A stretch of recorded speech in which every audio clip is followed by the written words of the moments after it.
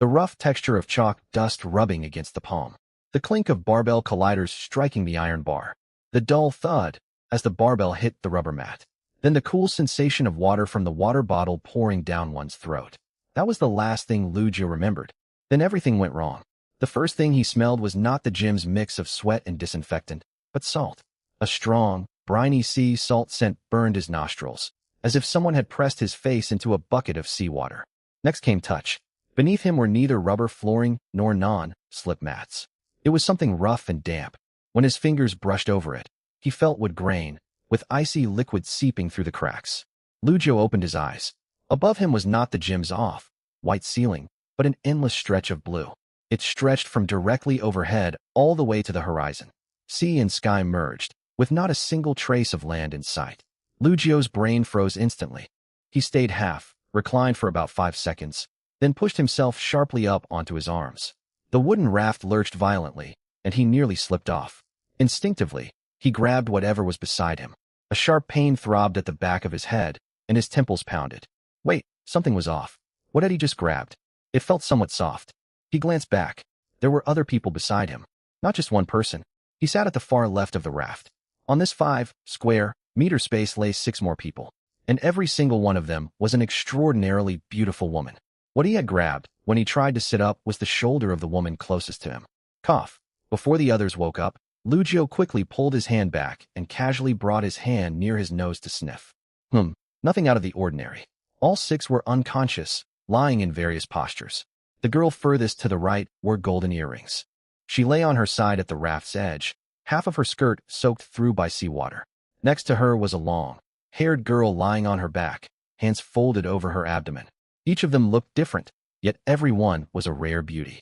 Closest to Lugio lay a girl with waist-length hair, resting peacefully on her back. Lugio's mind raced, then stalled again. 6 women, all unconscious, stranded with him on a rickety 5-square-meter raft, surrounded by nothing but ocean. He took a deep breath. Then he squatted down and buried his face in his hands. His mind was short-circuiting. He needed a moment to process what on earth was happening. He needed several seconds to accept that this was really happening. About half a minute passed. He lowered his hands and let out a long breath. All right, no matter what had occurred, he had to figure out the situation first. He shuffled on his haunches over to the long-haired girl nearest him. After a moment's hesitation, he stretched out 2 fingers to check her pulse at the side of her neck. Her heartbeat was steady, her body temperature normal, and her breathing even, as though she were merely asleep. Whether she woke naturally or was stirred by his touch, the girl slowly opened her eyes. She sat up quickly. First she stared blankly at her own hands, then lifted her gaze and saw the endless ocean. Then she saw Lugio. She flinched backward at once, her back colliding with another person lying beside her. Her eyes widened. Her lips parted slightly, and her breathing quickened noticeably. Who are you? Her voice was tight. Where is this? What have you brought me here for? Don't ask me. I have no idea either. I woke up here just like you, Lugio said. I woke up roughly a minute earlier than you. I'm just as confused. Su Wanqing did not reply right away. Her gaze moved off Lugio, sweeping rapidly across the entire raft. The others still unconscious, the broken planks beneath their feet, the seawater all around, the sun hanging overhead. Her eyes returned to Lugio once she had taken everything in. The situation did not look like something one person could possibly have arranged. Her hands trembled, yet she struggled to keep her voice calm. Then who are you? Lugio. I work as a fitness coach. He thought for a second and added, rest assured, I'm not a bad person. That's exactly what bad people would say. Fair enough. Su Wanqing's fingers curled tightly, her knuckles turning white. Are the other 5 in the same situation as us? She asked. Seems so. Su Wanqing fell silent for a few seconds, lost in thought. Soon a second person woke up. It was the girl beside her, with a high short ponytail. She was tall, nearly as tall as Lugio, who stood 185 centimeters. She drew in a sharp breath, rolled over onto her stomach, braced her hands against the wooden planks, and scanned her surroundings rapidly.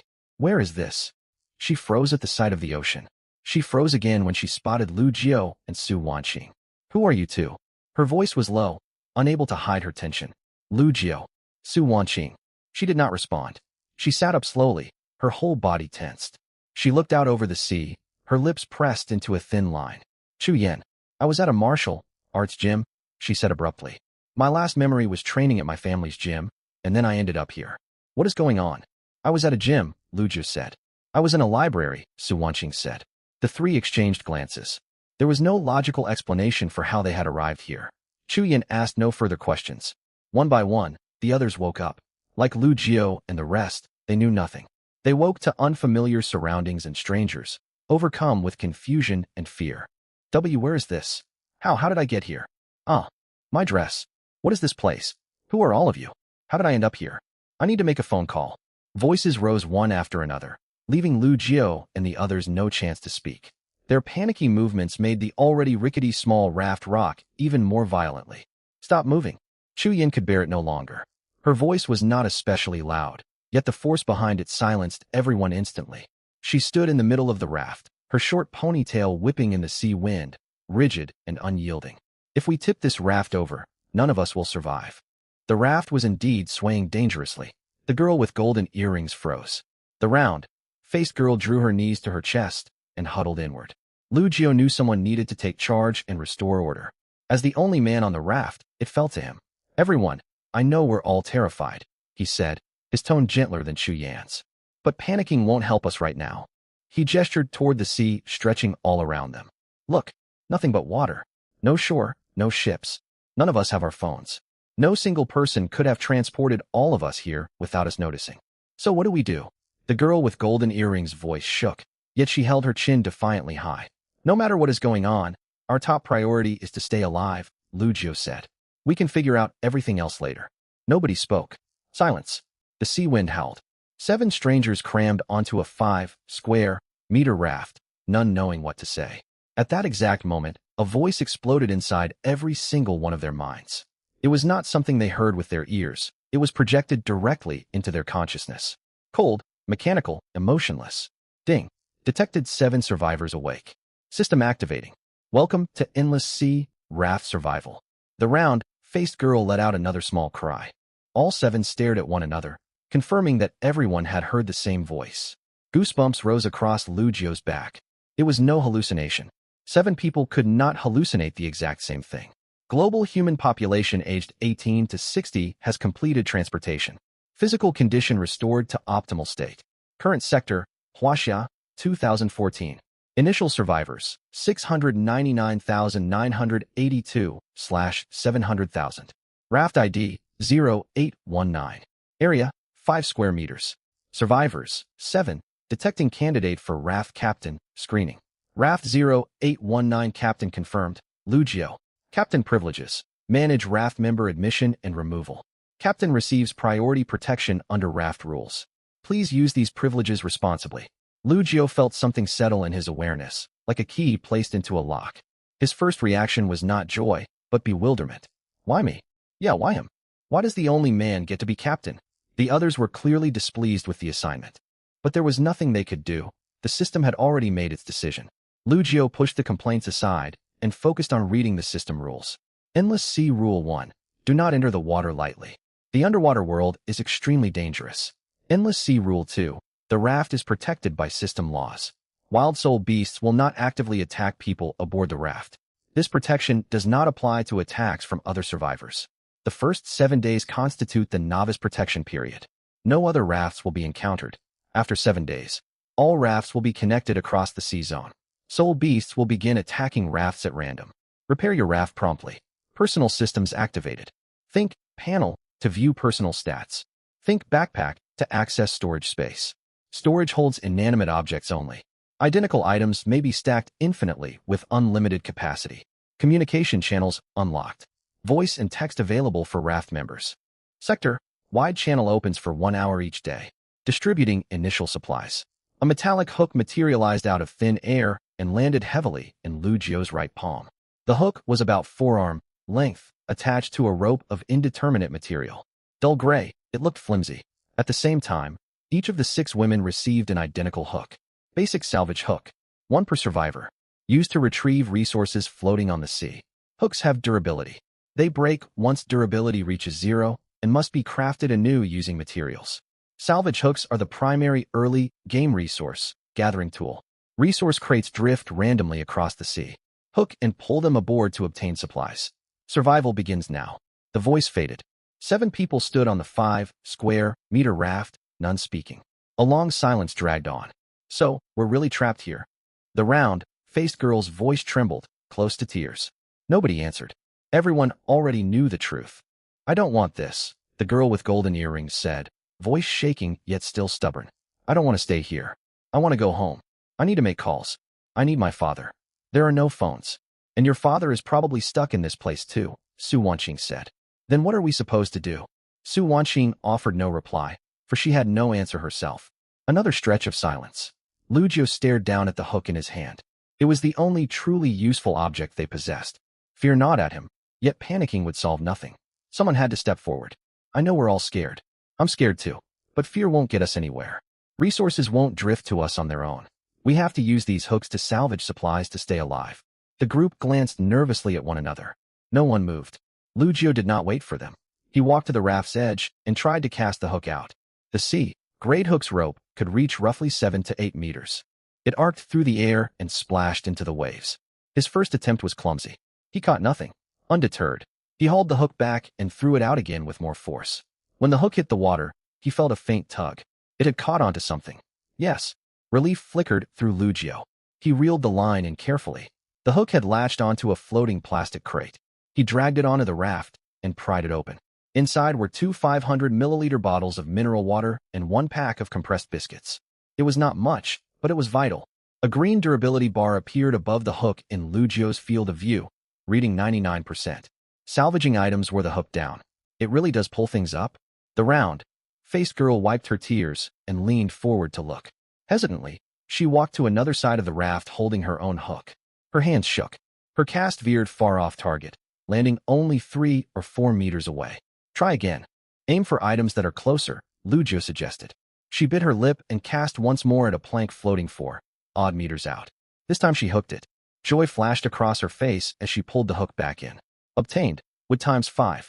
Chu Yin was the second to act. Without a word, she strode to the edge and cast her hook with sharp, efficient movements. One after another, the rest picked up their hooks. Su Wanqing went 5th. The silver-haired girl was 6th. As she stood, she glanced at Lu Jiu. Her expression held no warmth, yet she was no longer completely indifferent. Last was the girl with golden earrings. She stood in the center of the raft, staring at her hook as though it were something repulsive. Is this thing rusty? No one paid her any mind.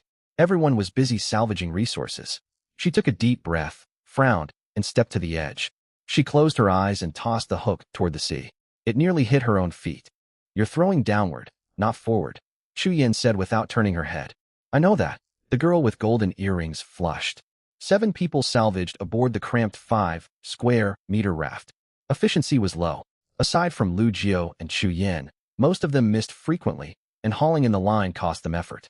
The loot they pulled up varied wildly in quality. Still, everyone kept working. They were not fearless. They fought because they wanted to survive. By evening, Lu Jiu built a small campfire using planks and stones. They all sat huddled around the flames and tallied their total haul. Wood ×120, rope ×48, stone ×73, fresh water ×6 large bottles, compressed biscuits ×3 large packs, scrap iron ×12, burlap cloth ×27, unknown seed ×1. If we ration carefully, this will feed 7 of us for about 2 days, Su Wanqing said, reviewing the count. We don't have enough wood and rope to upgrade the raft, but we can reinforce it and build a simple wind shelter. Upgrade? The girl with golden earrings asked. You can find raft upgrade options in your personal panel, Su Wanqing replied. But it requires large quantities of materials. Lu Jiu glanced toward the darkening sky. We will take turns keeping watch and salvaging through the night. We need to get the raft to at least level 3 within 7 days. 7 days? Chu Yin frowned. After 7 days, sea zones open up. Sea beasts will start attacking our raft. We will have to defend ourselves against both sea creatures and other survivor groups. The higher our raft level, the better. Other survivors? You mean? Su Wanqing covered her mouth. Lu Jiu nodded. There are no laws here. Killing and other violent acts are permitted. Desperation will drive many people to extremes. We cannot assume everyone we meet will be harmless. Chu Yin shot him a glance, said nothing, and gave a small nod. Su Wanqing and the others processed the grim possibility Lu Jiu had laid out. After a while, the round-faced girl broke the heavy silence by offering to introduce herself. One by one, the 7 shared their names and backgrounds. Lu Jiao, fitness coach. Su Wanqing, graduate student in psychology. Chu Yin, martial arts major from a martial arts family background. The round-faced girl was Xia Lucy, a culinary school student. The girl with golden earrings was Gu Jinyao. She paused briefly when saying her name, as if debating whether to give her real one. The silver-haired girl was Lin Xinglan, and she offered no further information. The girl with deep blue hair was Shun Qingyi, a marine university student. Having spoken, she turned back to gaze out over the ocean. Night fell. There were no lamps on the raft. Only the campfire cast faint light over their small space. The sea wind turned cold. The day's oppressive heat vanished, replaced by bone, chilling cold. Fortunately, within this system, fire could be lit as long as they had sufficient materials. Otherwise, they might have frozen to death on their very first night. 7 people huddled in the 5 square meter space, close enough to hear one another's breathing and stomachs growling. Su Wanqing broke the compressed biscuits into 7 portions. Lu Jiao received a slightly larger piece, and no one protested. He had gathered the most supplies, and as a man, he needed more food. Xia Lucy took a tiny bite, and her eyes stung with tears. "I just want to go home," she whispered. Nobody responded. Gu Jinyao sat with her back to the group, her shoulders trembling, whether from cold or grief, no one knew. Chu Yin sat at the raft's edge, eyes closed yet awake. Lin Xinglan curled up in the farthest corner, knees pulled tight to her chest. Shun Qingyi sat on the opposite side, bare feet resting over the edge of the raft, toes lightly brushing the seawater. Su Wanqing sat down beside Lu Jiao. Neither spoke. After a long time, Su Wanqing whispered, "Do you think we can ever get back to our original world?" Lu Jiao shook his head and forced a faint smile.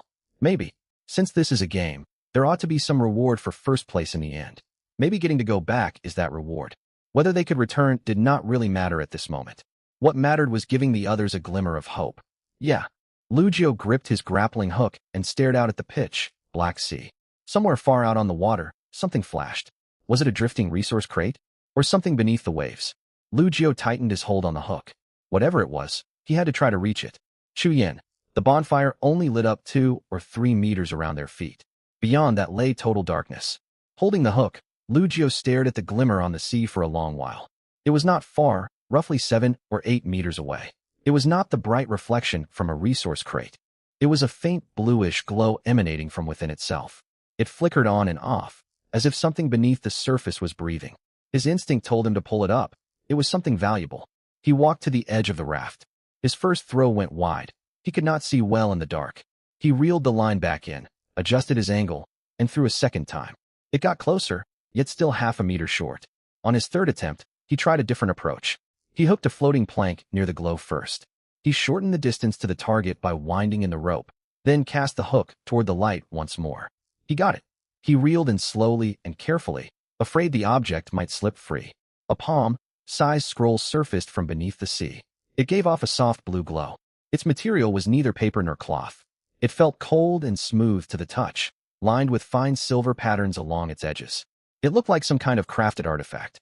Lit by the bonfire and its own luminescence, the silver patterns flowed gently. "What is this thing?" "It's glowing." Chu Yin was the first to step forward. "I don't know. I just fished it out of the sea. Let's open it and find out." Lu Jiao flipped the scroll, and it unfurled on its own. Golden characters floated across its surface, glowing faintly and standing out sharply in the dark. Blueprint, awakening stone, rarity, rare, description, craft at a workbench. One finished awakening stone can awaken martial spirits for 7 people. Crafting requirement. Level 1 workbench. Materials required. Refined stone times 50, soul crystal times 7. Note: the awakening stone is a one-time consumable. The type of martial spirit awakened varies per individual, determined by natural talent and physical constitution. Lu Jiao froze for several seconds. "An awakening stone?" he murmured, his throat dry. "Awaken martial spirits?" The others crowded around. "Martial spirits?" Xia Lucy leaned in to look, tilted her head, and suddenly her eyes widened. "Wait, martial spirits? That name rings a bell. It sounds familiar to me too." Su Wanqing took the scroll and studied it closely, her brows drawing together. Awakening stone, martial spirits, soul beasts. Putting these words together, she looked up abruptly at Lu Jiao. "Have you read Martial Spirit Continent?" Lu Jiao paused. Martial Spirit Continent. The name stirred something deep in his memory, like brushing dust off an old book tucked away in a corner. "I have," he said. I read the novel back in junior high. An animation came out later, I think. So did I, Su Wanqing said. I only watched the animation, though. I don't remember many details. Martial Spirit Continent. Chu Yin frowned. What kind of novel is that? It's a Xianxia web novel, Su Wanqing explained. It got adapted into an animation. It tells the story of a protagonist growing stronger by awakening martial spirits in a world called Martial Spirit Continent. Everyone in that world has their own martial spirit. Some are weapons, some are animals, some are plants. After awakening one, you can hunt creatures known as soul beasts to obtain soul rings. The more soul rings you have, the stronger you become. She spoke a little faster than usual, her fingers brushing absently over the scroll's edge. Soul beasts, Lu Jie repeated. That exact term appears in the system rules. Right, Su Wanqing nodded. I kept wondering why soul beasts felt so familiar. Seeing the awakening stone and martial spirits jogged my memory. They are concepts straight out of Martial Spirit Continent. Chu Yin could barely believe what she was hearing. Are you saying the world we're trapped in follows that novel's setting? I don't know. Su Wanqing shook her head. But everything written on this blueprint lines up perfectly with the novel. Awakening stones awaken martial spirits, and soul beasts exist in this world. It's just a coincidence, Gu Jinyao cut in, sounding dismissive. How could something from a story become real? But we got transported to this place, Xia Lucy muttered. Isn't that even more unbelievable? We're stuck out here on a survival raft with a system interface. Nothing feels impossible anymore. Gu Jinyao opened her mouth, but had no counter-argument. Lu Jie did not join the debate. He was thinking about how martial spirits would change their plans. If martial spirits worked the way they did in the story, the danger level of this survival game would skyrocket. A person's prospects would largely depend on what kind of martial spirit they awakened. This was really quite the ordeal. Lu Jie stared at the text on the scroll, then turned his gaze toward the sea.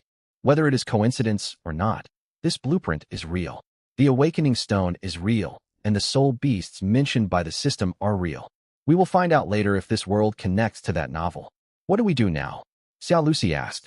Upgrading our raft is no longer our only priority. We need to craft the awakening stone as soon as possible. The sooner we awaken our martial spirits, the sooner we grow stronger. Lu Jie glanced at the crafting requirements. We need a level 1 workbench, which unlocks at raft level 2. Then we have to level up the raft quickly, Shen Qingyi said. Agreed, Lu Jie said. And we lack the materials. 50 refined stones and 7 soul crystals. We don't have a single one right now. Refined stones and soul crystals, Gu Jinyao thought for a moment. We might fish them up while scavenging, though probably with very low drop rates. Lin Xinglan retorted coldly. Don't get your hopes up. Following typical game logic, soul crystals sound like loot you get from defeating soul beasts. So we have to fight monsters? Xia Lucy shrank back. Lin Xinglan said nothing in reply. Perhaps she was afraid of that prospect too. Not right now. Lu Jie shook his head. Our immediate goal is still upgrading the raft. Get it to level 2, unlock the workbench, and then we can deal with everything else. Out of nowhere, Shen Qingyi spoke up. There's something in the water. Everyone turned toward her. She sat at the raft's edge, her bare feet resting on the planks, toes just touching the water. Her expression stayed calm, yet her fingers curled slightly, as if sensing something. What? Chu Yin instantly grew alert. It's not dangerous, Shen Qingyi said softly. It's just, I can sense living creatures moving underwater, about 4 or 5 meters down, not far from us. You can sense that? Chu Yin frowned. Shen Qingyi offered no explanation, only shook her head and pulled her feet out of the water. It might be my imagination, she said. Lu Jie paid it no special mind. For now, the raft was safe. Enough speculation for tonight. Put the scroll away and keep its existence to ourselves. Right? Su Wanqing nodded gently. No one in the global channel has mentioned martial spirits. Either nobody else has fished up a similar blueprint, or those who did are keeping it secret. Either way, what we hold is extremely rare. The global channel? Gu Jinyao asked. The system opens a 1-hour public chat window every day, Su Wanqing said. It is active right now. Try focusing your mind on channel to access it. She gestured for them to try. Lu Jie did so, and a chat interface popped up, flooded with rapidly scrolling messages. Xia Lucy, Huaxia Region 2014, Global Channel. Anyone out there? What is going on? Help. I'm stuck out at sea. I can't swim. Is anyone nearby? Our raft is falling apart. System, answer me. I want to go home. This can't be real. Someone help us. Our raft is in trouble. Quit fooling around. One person on our raft fell overboard. Something dragged him under the water. Stay out of the water.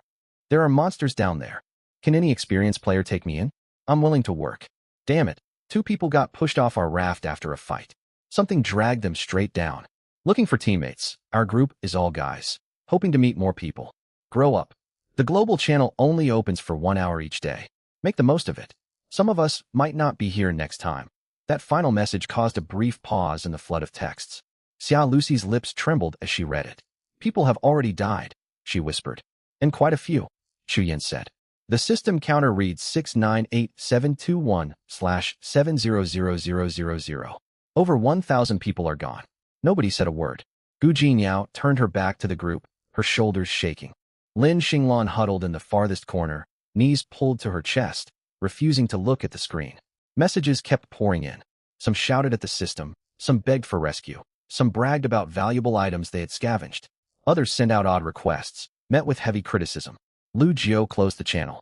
We got a lot of information, but very little of it is useful, he summarized. Still, we can draw a few conclusions. First, real danger lurks underwater, but we are safe as long as we stay on the raft. Second, basic survival supplies seem fairly abundant early on. Few people complain about lacking food or water, apart from those hoping for handouts. Third, he glanced at Su Wanqing. Nobody has mentioned martial spirits. Nor martial spirit continent, Su Wanqing added. Not many people might know about it, Chu Yin suggested. Or those who do know are staying quiet, Lin Xinglan cut in. Just like us. They exchanged glances. The night wind grew colder. The bonfire flickered in the breeze, casting shifting shadows across the 7 of them. Lu Jiao looked over the group. That is enough for tonight. We need to set up watch shifts. We cannot all sleep at once. There are 8 hours until dawn, split into 4 2-hour rotations. No one objected. Everyone either agreed or nodded. Lu Jiao continued. I will take 1 shift alone. The rest of you work in pairs. Chu Yin spoke first. I will take the 3rd shift. I sleep lightly. Lin Xinglan lifted her head from the corner and glanced at Chu Yin. I will pair with you. Chu Yin was surprised by the offer, but nodded without extra comment. Su Wanqing and Xia Lucy looked at each other and spoke in unison. We will be a team. That left Gu Jingyao and Shen Qingyi. Gu Jingyao opened her mouth as if to protest, but one glance at Shen Qingyi's quiet, almost unnoticeable figure made her hold her tongue and accept the arrangement. Very well. Su Wanqing and Xia Lucy for the 1st shift. Gu Jingyao and Shen Qingyi for the 2nd. Chu Yin and Lin Xinglan for the 3rd. I will take the final shift. The watch schedule was set. Lu Jiao added further instructions. While on duty, stay alert and keep scavenging nearby resources. Visibility is poor at night, but hook anything you can see. We need to make every minute count for our development. Should we get some sleep then? Chu Yin stared out into the black ocean. Rest well. We have work tomorrow. The 7 settled into positions on their 5-square-meter raft. Soon everyone except Su Wanqing and Xia Lucy closed their eyes. A chill ran through Xia Lucy the moment she sat upright. The sea breeze bit hard. The bonfire only warmed one side of your body. Su Wanqing draped her jacket over Xia Lucy's shoulders. They leaned against each other, scavenging while talking in quiet voices. Sister Su, do you really think we can awaken martial spirits? Xia Lucy whispered. We can, Su Wanqing said. We just need to craft the awakening stone. What do you think mine will be? I have no idea, Su Wanqing replied. But whatever it is, it won't be bad. How can you tell? Call it intuition. Su Wanqing winked. Xia Lucy giggled and leaned her head on Su Wanqing's shoulder. 2 hours passed quickly. Su Wanqing woke Gu Jingyao and Shen Qingyi. Gu Jingyao sat up, rubbing her eyes, clearly reluctant. Shen Qingyi woke silently, took the grappling hook, and walked to the raft's edge. Their watch passed in total silence. Gu Jingyao sat in the middle of the raft, staring blankly for a while before starting to cast her hook. Her aim was poor. 3 or 4 out of every 10 throws missed. Shen Qingyi sat on the opposite side, her toes lightly brushing the water. Her aim was imperfect, but better than Gu Jingyao's. Aren't you tired? Gu Jingyao asked out of the blue. Shen Qingyi glanced over. What do you mean? You have stayed so calm this whole time. Lin Xinglan is naturally cold-tempered, but you never seem scared or nervous, Gu Jingyao said. I am afraid. Shen Qingyi thought for a moment. But we are still alive, are we not? Gu Jingyao fell short of a reply. 2 hours went by. Chu Yin and Lin Xinglan took over. Chu Yin sat at the raft's edge and began scavenging with her hook. Lin Xinglan sat opposite her, also picking up a hook.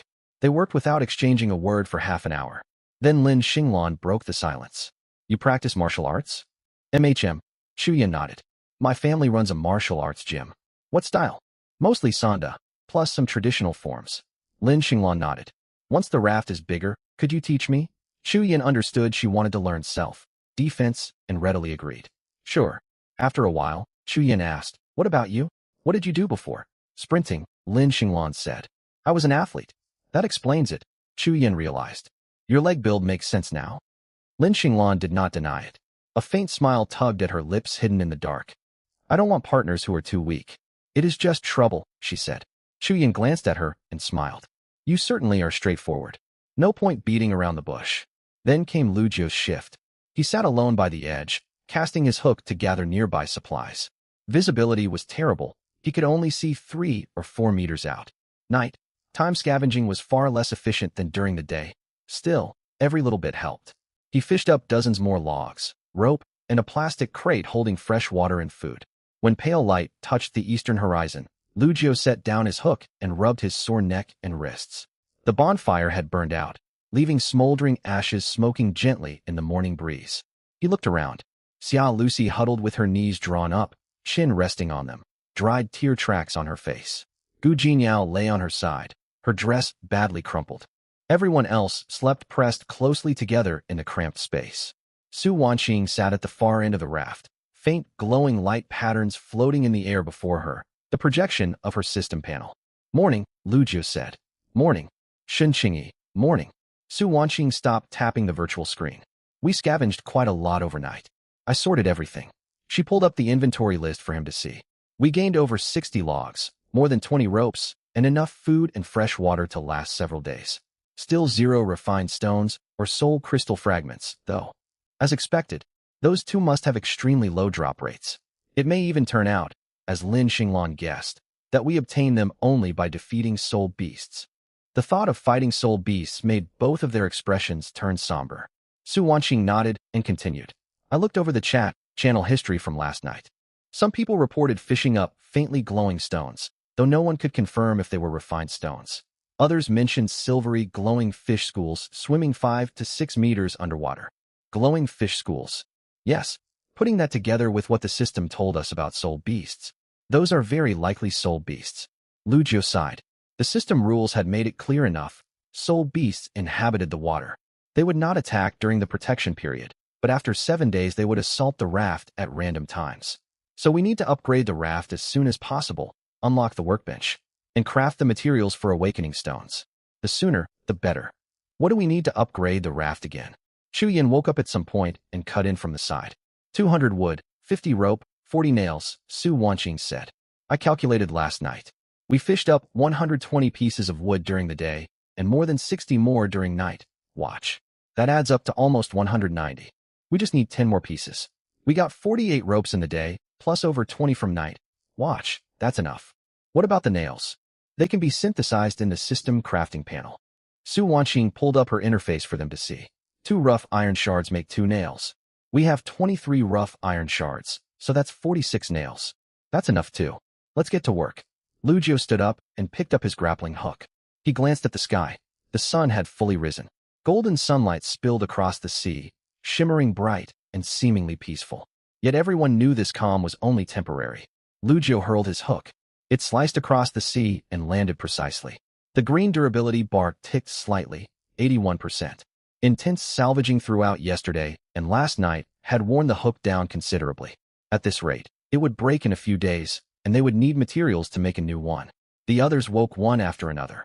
Once the sun was high, the 7 of them barely rested. They grabbed their hooks and kept casting them out toward the sea. Whether they had grown more skilled since the first day or their mindset had shifted, their efficiency was far higher than the day before. Xia Lucy's hit rate had climbed from 40% to 60-70%. Gu Jinyao kept grumbling under her breath, yet never stopped moving her hands.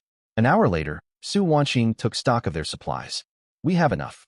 Counting what we gathered on night. Watch. 258 wood, 96 rope, 32 rough iron shards. Hurry and upgrade it. This raft is way too small. Xia Lucy's eyes lit up. Upgrade, Lu Jio said. He opened his interface, selected the raft upgrade option, and confirmed. Pale blue light spread outward from the raft's center, flowing along every plank as if some power was reconstructing the whole structure. The raft trembled gently. Planks shifted beneath their feet, ropes retightened, and logs reshaped. The whole process lasted roughly 10 seconds. When the light faded, everyone stared in surprise. The raft had grown. Not just a little, it had doubled in size. From 5 square meters to around 10, about the size of a decent-sized bedroom. More importantly, a half-meter high railing now ran all around the raft. Made of sharpened wooden stakes bound with thick rope, crude as it was, they would no longer have to fear slipping overboard. Wow! Xia Lucy was the first to dash to the railing, gripping the stakes and leaning against them. No more worrying about falling into the sea any second. Roughly 10 square meters, Su Wanqing looked around. 7 of us get a little over 1 square meter each. Way better than yesterday. Chu Yan knocked on one of the stakes with his knuckles. The railing isn't super sturdy, but it should hold back waves. Gu Jinyao stood in the middle of the expanded raft, took a deep breath, and slowly exhaled. Finally, we don't have to huddle together, she said. Lin Xinglan said nothing. She walked over to the railing, touched one of the stakes, and sat down. Her legs dangled outside the barrier, her long, straight limbs swaying gently in the sunlight. Shen Qingyi squatted at the raft's edge, dipped her hand into the water, and swirled it softly. The surface is calmer. The bigger raft is far more stable. Lu Jiu nodded and clapped his hands. All right, don't just celebrate. The upgrade used up a lot of resources, so we need to restock fast. We have to build the workbench. Workbench crafting requirements. Wood times 50, rough iron shard times 5, rope times 10. Upgrading to raft level 2 consumed, wood times 200, rope times 50, nails times 30. Remaining resources after upgrade, wood 58, rope 46, rough iron shard 17. They had enough for the workbench, but almost nothing would be left afterward. Lu Jiu tapped to craft it. A flash of light appeared, and a wooden workbench about the size of a student's desk materialized in the center of the raft. Its surface was fitted with grooves and clasps, looking like a multi-purpose operation station. This is the workbench. Xia Lucy leaned over and touched it. What can we make with it? Lu Jiu opened the workbench crafting list. A long list of items popped up. Fishing rod, artificial bait, iron-tipped spear, or sail, simple anchor. Every item was highly practical for their current situation, and they needed to craft all of them. Fishing rod and artificial bait, Su Wanqing read aloud. Does that mean we can fish? Looks like it. Once we make them, we won't have to live only on ration biscuits. We can add fish to our meals. Oars and a sail, Chu Yan said. With those, we can steer ourselves. Salvaging supplies will get much easier. Iron-tipped spear. Lu Jiu's gaze settled on this entry. Iron-tipped spear. Materials, wood times 3, rough iron shard times 2. A simple polearm with a head forged from rough iron shards. Crude, yet far better than fighting bare-handed. We need to make these too, he said. Su Wanqing checked the material list. But after building the workbench, we only have 8 wood, 36 rope, and 12 rough iron shards left. To craft everything listed, we need 180 wood, 22 rough iron shards, 45 rope, and 5 linen cloth. We're short on many materials. The 7 of them spent nearly 3 more hours salvaging. They fished up more than a dozen extra rough iron shards. Added to what they already had, they finally met all the requirements. Standing before the workbench, Lu Jiu tapped to craft item after item. Each time something was completed, faint light flickered and the finished object appeared on the workbench. Xia Lucy held up the sail stitched from linen and wooden frames, her eyes sparkling. We've got a sail now. Don't mount it yet. Let's figure out how to secure it first, Lu Jiu warned. Chu Yan had already picked up an oar and tested its weight, swinging it once with one hand. Not too heavy. 2 people rowing should be able to move the raft. Lu Jiu picked up one of the spears. Its tip glinted cold in the sunlight. Compared to the rest, these are our top priority. Why? Gu Jinyao asked in confusion. Self-defense. Lu Jiu did not elaborate, yet everyone understood what he meant. Each of them fashioned themselves a spear using available materials. It's noon, Xia Lucy checked the sky. Should we eat first? The 7 sat in a circle around the workbench, sharing ration biscuits and fresh water. Xia Lucy pulled a few wild fruits she had fished up the previous day out of her system backpack, split them into 7 portions, and passed them around. I wonder when we'll get to eat a proper meal, she murmured. Once we awaken our martial spirits, maybe yours will be cooking. Related, Su Wanqing smiled. Then you could make us real food. Really? Xia Lucy's eyes lit up. It depends on the individual. You love food so much, yours might really be something food-related. Xia Lucy's spirits lifted instantly. Lu Jiu did not join their conversation. While eating, his mind wandered elsewhere. Refining stones and soul crystal fragments. After a full day and night of salvaging, they had found none. That meant these items could not be obtained with the grappling hook, or their drop rate was so low it was practically negligible. Yet the Awakening Stone recipe explicitly required them. So where did they come from? He recalled Lin Xinglan's words from the day before. Defeat monsters, soul beasts. Everyone, I have an idea. He set down his food and looked toward the group. All eyes turned to him. We can't salvage refining stones and soul crystal fragments, but we need them for the recipe. My guess is we don't get them from salvaging. As Lin Xinglan said yesterday, we have to defeat soul beasts. Silence fell. Lu Jiu knew asking them to fight soul beasts right now was risky, but he kept going. The system rules state soul beasts will not actively attack people on the raft during the protection period. In other words, they won't come for us on their own. But what if we draw them to us? Are you crazy? Gu Jingyao objected first. What if we draw a large soul beast? We barely have proper weapons. We do. Lu Jiu picked up the nearby iron-tipped spear. This is our weapon. That's just an iron stick. What good will that do against soul beasts? Gu Jingyao still disagreed. We won't know until we try, Lu Jiu said. I object too. Xia Lucy raised her hand. It's far too dangerous. Su Wanqing said nothing, but her brows drew tight. I think we should give it a try.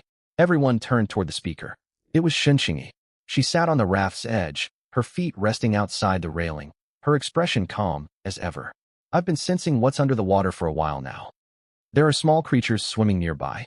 They're about the size of a palm and move in swarms. Their aura is weak. They shouldn't be powerful. How can you tell that? Gu Jingyao asked. I can't prove it. Shenxingyi shook her head. But I've always been sensitive to things in the water, ever since I was little. It's just something innate to me. Her words failed to convince most of them. I'm also in favor of trying. Chu Yin stepped forward. The first 7 days grant us protection. Even if big soul beasts show up, we're safe as long as we stay on the raft. Lin Xinglan offered no opinion. She only glanced at Lu Jiu before looking away. Lu Jiu's gaze shifted to Su Wanqing. Su Wanqing was quiet for several seconds before speaking. If we really are going to try, I suggest we start with regular bait. If we catch ordinary fish, we can use their flesh as chum to lure small soul beasts. Don't go straight for soul beasts right away. All right, Lu Jiu said. We'll do it your way. After lunch, the rest kept salvaging supplies with their hooks. Lu Jiu took the fishing rod and artificial bait over to the raft's edge. The fishing rod was much longer than the grappling hook, roughly 2 meters. Its frame was bound together from wood and rope, crude but sturdy enough. The artificial bait was a lure made of linen and scrap iron, shaped somewhat like a small fish. Lu Jiu hooked the artificial bait and cast his line. The fishing line was thinner and longer than the grappling hook rope, sailing out more than 10 meters. The lure hit the sea surface with a small splash and slowly sank. He waited for roughly half a minute. The tip of the fishing rod twitched faintly. Something had taken the bait. Lu Jiu jerked the rod upward. The line went taut, and a powerful thrashing force pulled from beneath the water. He reeled in quickly, and a palm-sized silvery, white fish burst out of the sea. Its scales shimmered bluish, green in the sunlight, looking no different from an ordinary ocean fish. Lu Jiu scanned it. This seems to be a normal fish from this world, not a soul beast. Is it edible? Xia Lucy leaned over for a look. I think so. Lu Jiu unhooked the fish and stored it in his system backpack. Let's keep a few for tonight's meal. We'll cut the rest up for chum. He cast his line again and caught 4 or 5 more, all identical silvery, white fish of similar size. That's enough. He took one fish and sliced it open with his iron-tipped spear. Its flesh was bright red, carrying a faint, briny, fishy smell. He cut the meat into small chunks and scattered them onto the sea beside the raft. The pieces floated on the water's surface. The 7 gathered along the railing, staring down into the sea. 1 minute passed. 2 minutes. Nothing's happening, Gu Jingyao said. Wait a little longer, Lu Jiu replied. 3 minutes. Shenxingyi spoke suddenly. They're coming. Lu Jiu followed her gaze. 2 to 3 meters below the surface, faint silvery points of light drew near. Not just 1 or 2, a swarm of roughly 20 to 30 creatures, each about fist-sized. They glided slowly through the water, drawn by the scent of the fish meat. What are those? Xia Lucy whispered. Soul beasts, most likely. And they don't look strong, Lu Jiu said. They resembled ordinary fish, but their scales glowed far brighter. As they swam, they emitted a low, faint humming, as if communicating through some frequency. Lu Jiu gripped his iron-tipped spear tight. I'm going in. Are you out of your mind? Gu Jingyao's eyes widened. The system warns against going into the water. The system says do not enter the water lightly. Not do not enter the water at all. and these don't seem very dangerous. But still, I'll only lean over the railing. My feet will stay planted on the raft, Lugio said. Without waiting for further protest, he lay across the railing and stretched his upper body out over the sea. He aimed his spear at the nearest cluster of glowing points beneath the water. The closest fish was half a meter or so below the surface. Slightly larger than a normal fish, its scales shone bright. Its mouth opened and closed as it fed on the sinking fish chunks. Lugio took aim and thrust downward hard.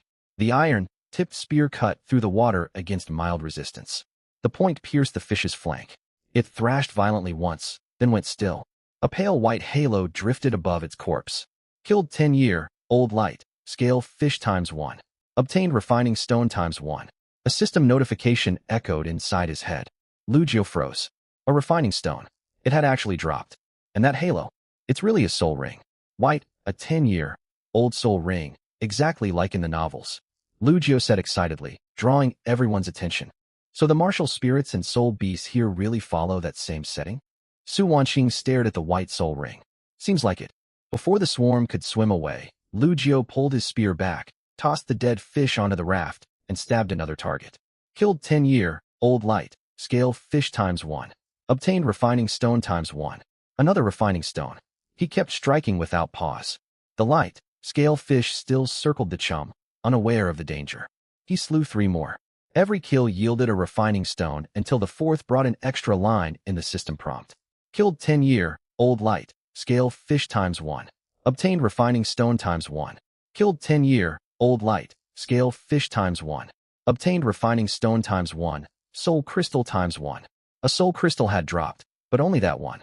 After 5 kills, the rest of the school finally sensed danger. They scattered, and the silvery glows vanished deep into the sea.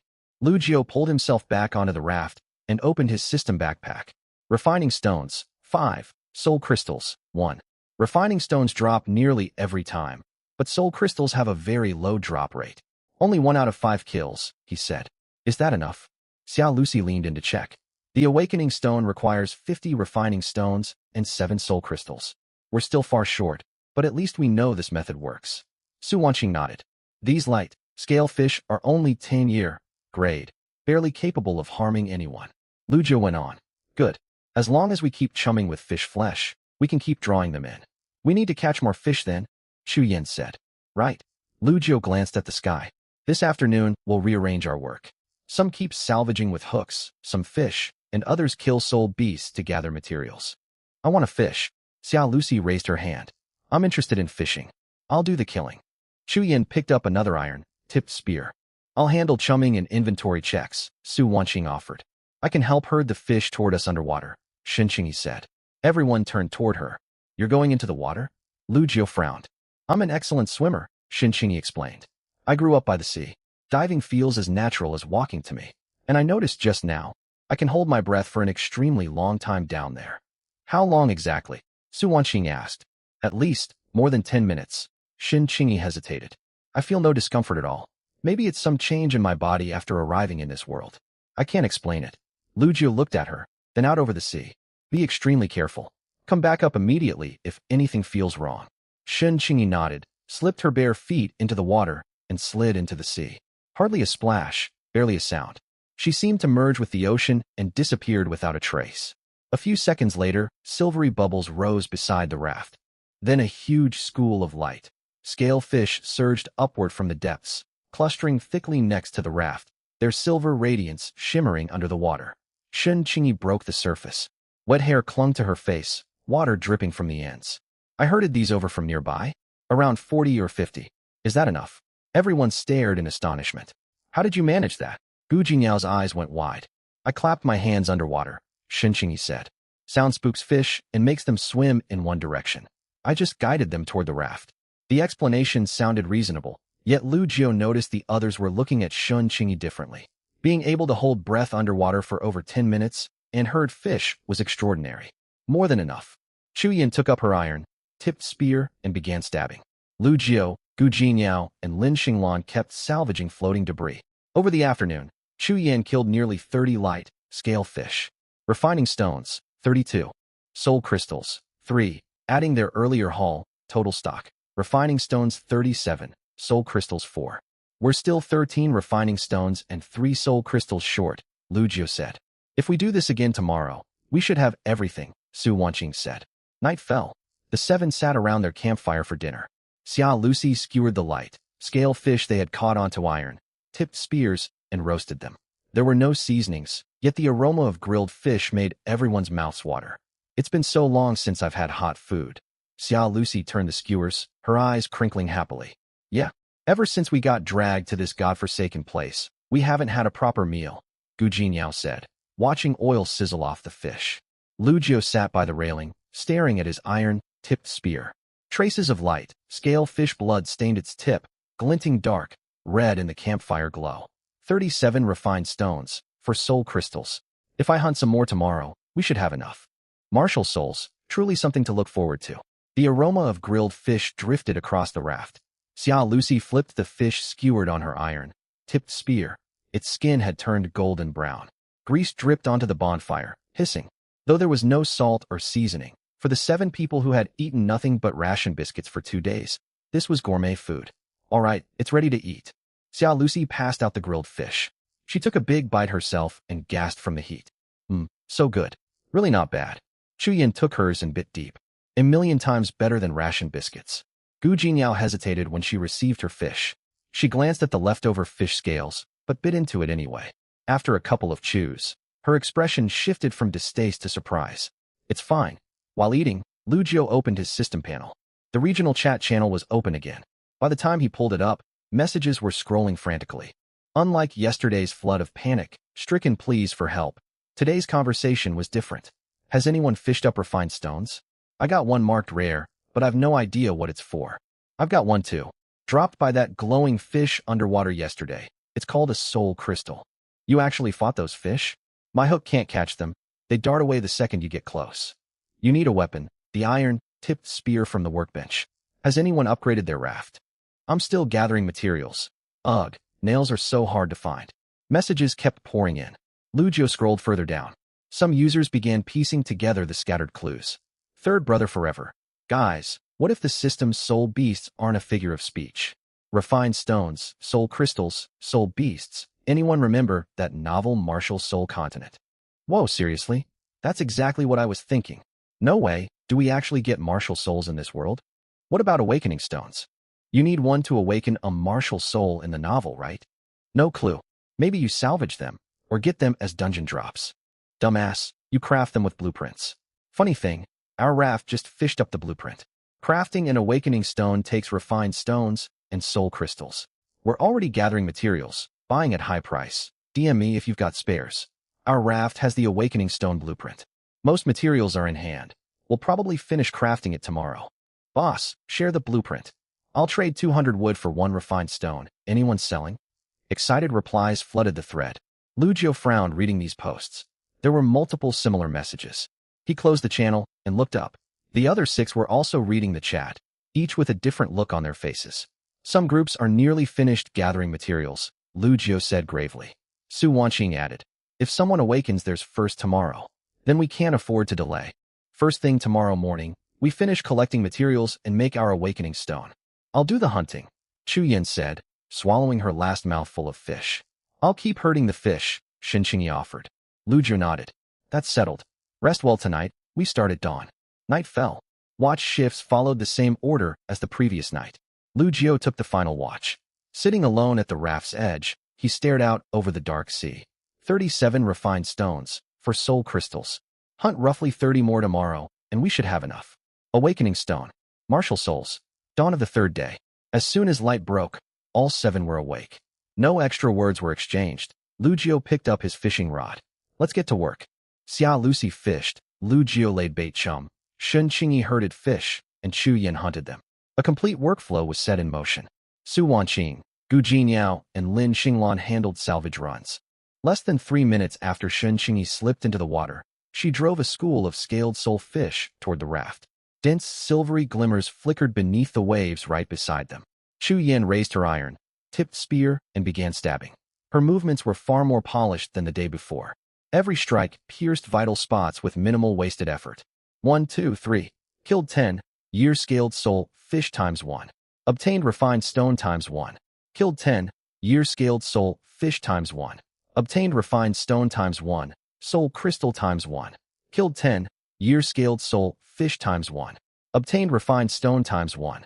System notifications kept popping up across their panels. After Chu Yin had slain roughly 20 fish, Lu Jiu called out, "That's enough. Qingyi, get back up. We've got 7 soul crystals, that's our requirement. We've got way more refined stones than needed." Beneath the water, Shen Qingyi heard him and prepared to swim upward. But the instant she turned, her body froze. A cold, briny aura surged up behind her. Something enormous was closing in fast. Instinct screamed that she stood no chance against this threat. Shen Qingyi kicked hard, swimming for the raft with every ounce of strength. From the raft, Lu Jiu spotted the anomaly beneath the surface. A massive shadow bore down on Shen Qingyi. It was fish-like, yet bizarrely shaped. Its body was flat like a ray's, its head bore huge pincer-like jaws, and its tail was lined with jagged, sharp edges. Most terrifying of all, it was half the size of a human, dozens of times larger than the scaled soul fish. "What on earth is that?" Xiao Lucy cried out. "Qingyi, swim faster." Chu Yin gripped her iron-tipped spear, yet dared not strike blindly, while Shen Qingyi was still in the water. Shen Qingyi swam for her life, yet even with her strong swimming skill, she could not outpace the monster. The gap shrank rapidly. 10 meters, 8 meters, 5 meters. Lu Jiu could make out its eyes, vertical, dark, red pupils burning with cold, killing intent. "Qingyi," he shouted. Shen Qingyi heard him but dared not glance back, pouring all she had into swimming. 3 meters. The monster opened its jaws, revealing rows of razor-sharp teeth. There was no time to hesitate. Lu Jiu snatched up a spare iron-tipped spear, vaulted over the railing and leaned far out over the water. "Lu Jiu!" Su Wanqing shrieked. He paid no heed. Shen Qingyi's hand broke the water surface. Lu Jiu seized her wrist and hauled upward. At that exact moment the monster reached them. Holding Shen Qingyi in one hand and the spear in his other, Lu Jiu drove the spear downward. The spearhead struck the beast's head, yet its scales were far harder than expected. Sparks flew, and the spear failed to pierce through. Enraged, the creature's giant pincer jaws snapped shut, clamping onto Lu Jiu's left arm. Hiss! Agony shot through his limb. Still he refused to let go. With all his might, he flung Shen Qingyi upward. Quick! Reacting, Chu Yin caught her and dragged her safely onto the raft. "Lu Jiu!" Shen Qingyi spun around, her face draining of all color. Lu Jiu's left arm remained trapped in the monster's jaws. Blood streamed from the wound, staining the seawater red. He kept his wits about him. "Let go of me, you brute." Dropping the spear, he grabbed one of the creature's fins and twisted hard. Writhing in pain, the monster released its grip. Lu Jiu threw himself backward, tumbling onto the raft's wooden deck with a heavy thud. "Lu Jiu!" Xiao Lucy rushed over. "I'm all right." Gritting his teeth, Lu Jiu sat upright. A deep bite wound tore across his left forearm, flesh split and bleeding freely. Thankfully no bones had been fractured. It was only soft tissue damage. Su Wanqing knelt beside him at once, tearing linen strips to bind his injury. "You could have gotten yourself killed," her voice trembled. "If that thing had been any bigger." There wasn't time to think it through. Lu Jiu shook his head. Out beside the raft, the monster surfaced. It did not renew its assault, yet it refused to leave. Those crimson vertical pupils locked onto the 7 survivors, filled with ferocity and frustration. A shallow scratch marked its head, left by the iron-tipped spear. It hovered there, seemingly weighing whether to attack its prey. All 7 held their breath. After several seconds, the monster let out a low, metal, grating hiss. Slowly it sank, vanishing into the deep, blue ocean. Only once it was completely gone did everyone exhale in relief. "What was that thing?" Xiao Lucy's voice still shook. "I don't know," Lu Jiu replied. "But it's nothing like ordinary scaled soul fish. Its size, its tough scales, its aggression, it is on an entirely different level. 100-year ranked soul beast." Su Wanqing guessed. "Possibly. At minimum, far stronger than those 10-year fish." Shen Qingyi knelt beside Lu Jiu, staring at his bandaged wound, eyes glistening. "I'm so sorry," she whispered. "I let my guard down and didn't notice what was behind me." "It's not your fault." Lu Jiu shook his head gently. "Underwater vision is limited, and that creature moved extremely fast. Anyone could have been caught off guard. But you're hurt." Lu Jiu moved his arm. Pain lingered, yet his bones were unharmed. "It's just flesh damage. Compared to what could have happened to you, this means nothing." He left the rest unspoken. Yet the weight of those unsaid words hung heavy over them all. Chu Yin knelt to examine the bandaged wound. The bite goes deep, but no bone damage. Wanqing's dressing is solid. It shouldn't cause major trouble. That fish, Lin Xinglan spoke up suddenly. It stopped attacking us. The raft protects us, Su Wanqing explained. The system rules state soul beasts cannot target people standing on the raft during the protection period. Once Xinqingyi and you climbed back aboard, it could no longer strike. Lu Jiu nodded. Exactly. It bit me only when part of my body hung outside the raft. Once I was fully back on deck, the world rules kicked in.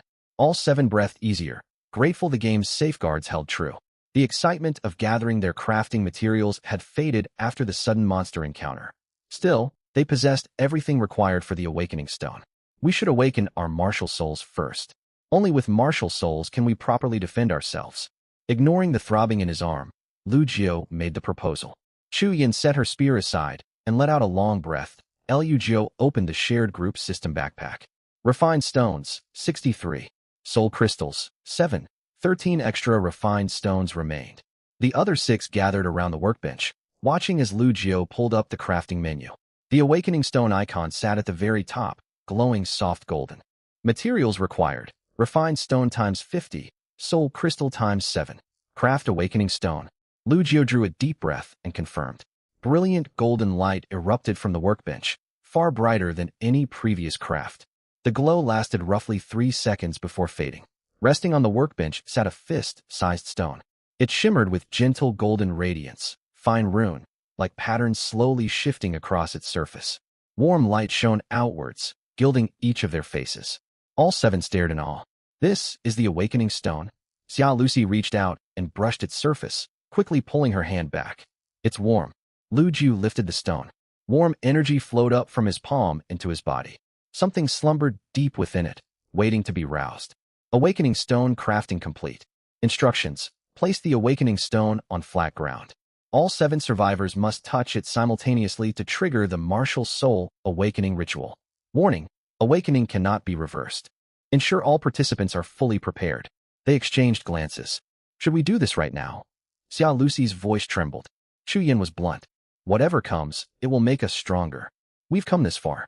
No point hesitating, Gu Jinyao said. Lin Xinglan said nothing, but gave a small nod. Staring at the glowing stone, Shen Qingyi spoke softly. I am ready. Su Wanqing looked over every one of them. Then let us begin. Lu Jiu set the awakening stone on the workbench. Forming a circle, the 7 each laid one hand upon its surface. The instant their skin made contact, golden light burst forth, swallowing every one of them. Within the radiance, warm power flooded Lu Jiu through his palm, traveling along his meridians. Something deep inside him stirred awake. Then came heat, not sharp pain, but warmth welling up from the marrow of his bones. It felt as though something burned inside him, or was breaking free from a shell. The golden glow intensified, and the heat within Lu Jiu split apart. Energy in his left side turned golden, carrying raw, overwhelming primal power. A slumbering 1,000-year beast seemed to stir behind his left arm. Energy on his right shifted to silver, vast and all, encompassing like ocean tides and starlight, like flowing time itself. It swirled around his right arm as an invisible river finding its course. 2 vastly different forces met inside his body, clashing. Gold and silver flickered rapidly across his skin. Beneath his surface, it was as if 2 great dragons chased, coiled, and tangled. Lu Jiu gritted his teeth.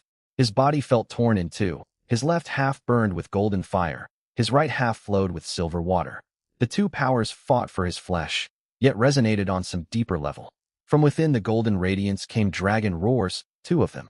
One low and thunderous, heavy and immovable as mountains. The other distant and clear, as boundless and wise as the open sea. The 2 roars intertwined. Slowly the golden light dimmed. Lu Jiu opened his eyes. The other 6 stood dazed, as though roused from a deep dream. One by one their martial souls manifested. Lu Jiu felt weight settle behind him. He turned and saw 2 dragon phantoms coiled at his back. The left dragon was brilliant gold, covered in diamond-shaped scales, its head held high, radiating overwhelming pressure. The right dragon was silver, its oval scales rippling like water and starlight. Side by side, both loomed behind him. A dragon. Xia Lucy was the first to cry out. Your martial soul is a dragon, 2 dragons. Even Lu Jiu was stunned. His system panel popped up. Martial soul awakening successful. Your martial souls, Golden Dragon King plus Silver Dragon King. Twin martial souls. He stared at the text, dumbfounded. Twin martial souls. Two martial souls dwelling within one person. And they were the Golden Dragon King and Silver Dragon King. The rest were simply amazed by how formidable the twin dragons appeared. Xia Lucy gasped in wonder. Gu Jingyao muttered quietly in disbelief. Su Wanqing had watched the Martial Soul Continent anime, and knew twin martial souls were extremely rare, yet little more.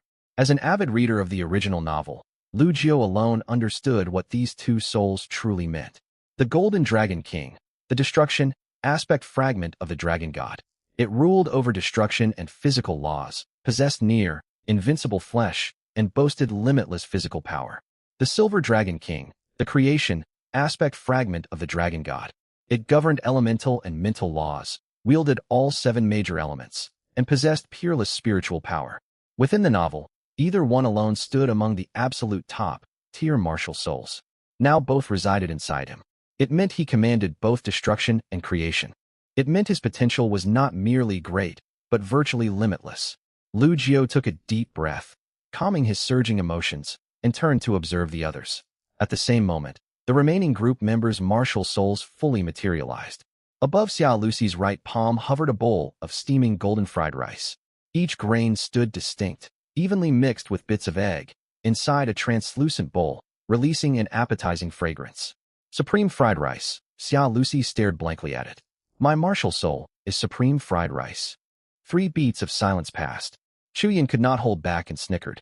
Gu Jingyao's jaw twitched, though she quickly regained her composure. So it really is edible. Wanqing, are you some kind of prophet? Su Wanqing let out an awkward chuckle and offered no reply. She herself wondered how she had guessed so accurately. Xia Lucy held the bowl of fried rice with egg in both hands and said earnestly, It sounds so strange, but I can feel it. It seems incredibly powerful. Su Wanqing patted her on the shoulder. Food-type martial souls are extremely rare in Martial Soul Continent. Don't underestimate it.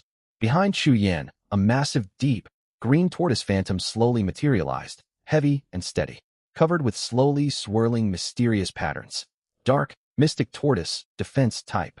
Chu Yan glanced back, the corners of her mouth lifting. In Gu Jingyao's right palm, a small 9-colored glazed pagoda rotated gently. Each layer glowed with a distinct hue, exquisitely crafted like a work of art. 9. Treasure glazed pagoda, support, type. A faint trace of pride lingered in her tone. Even Lu Jiu was astonished.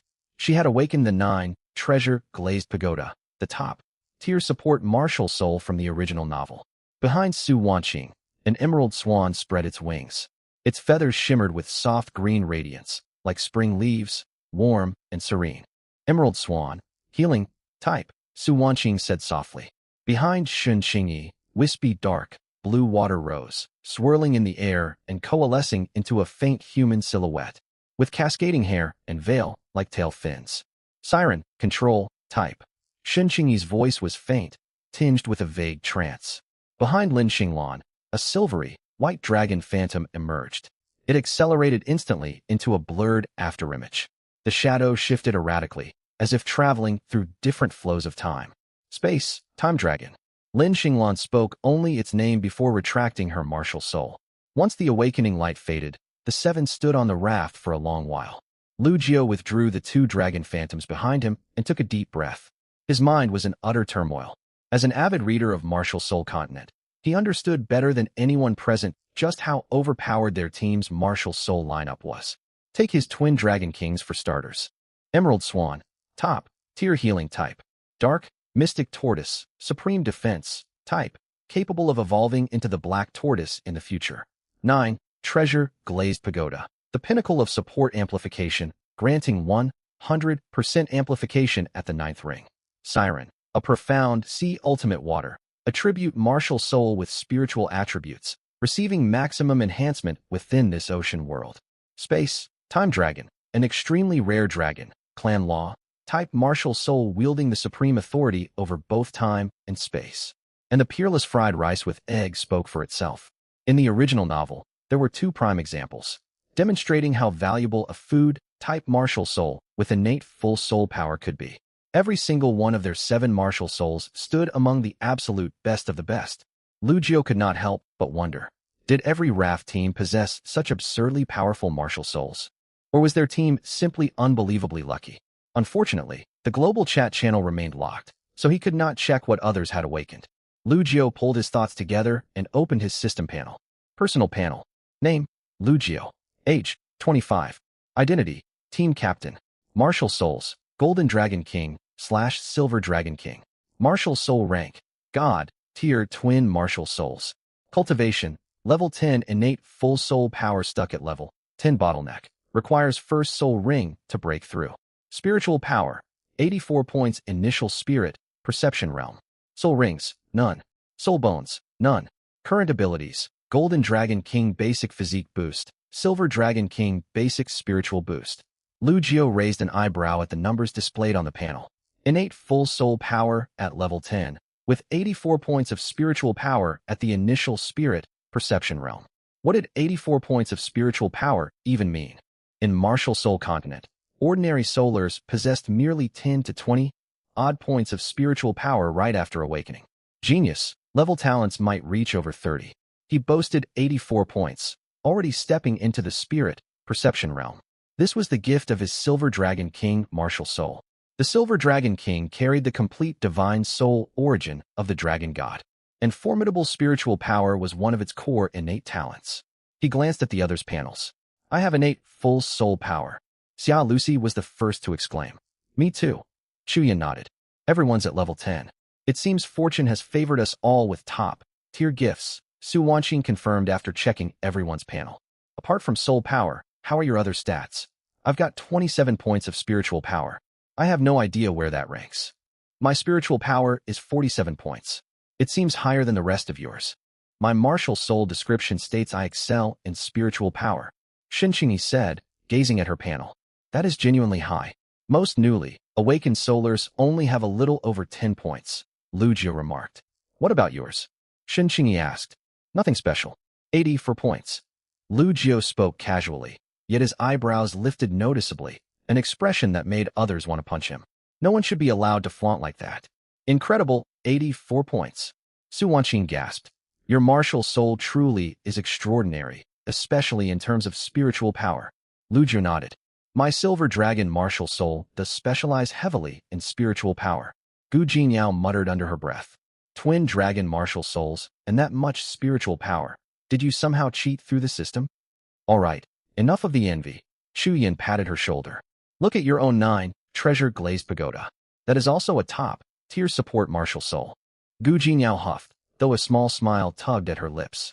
It's just a useless support type. What I wanted was a combat-oriented martial soul. As they talked, Su Wanqing suddenly thought of something and summoned her Emerald Swan. The Emerald Swan Phantom unfurled its wings behind her, radiating soft life, giving light. Su Wanqing walked over to Lu Jio and stared at the bite wound on his left arm. Let me try healing your injury, she offered. Lu Jio's heart stirred slightly, and he smiled gently. Thank you. I appreciate this. Su Wanqing shook her head earnestly. You are our captain. You got hurt protecting Qingyi. Helping you heal is the least I can do. She concentrated, channeling the Emerald Swan's power toward Lu Jio's arm.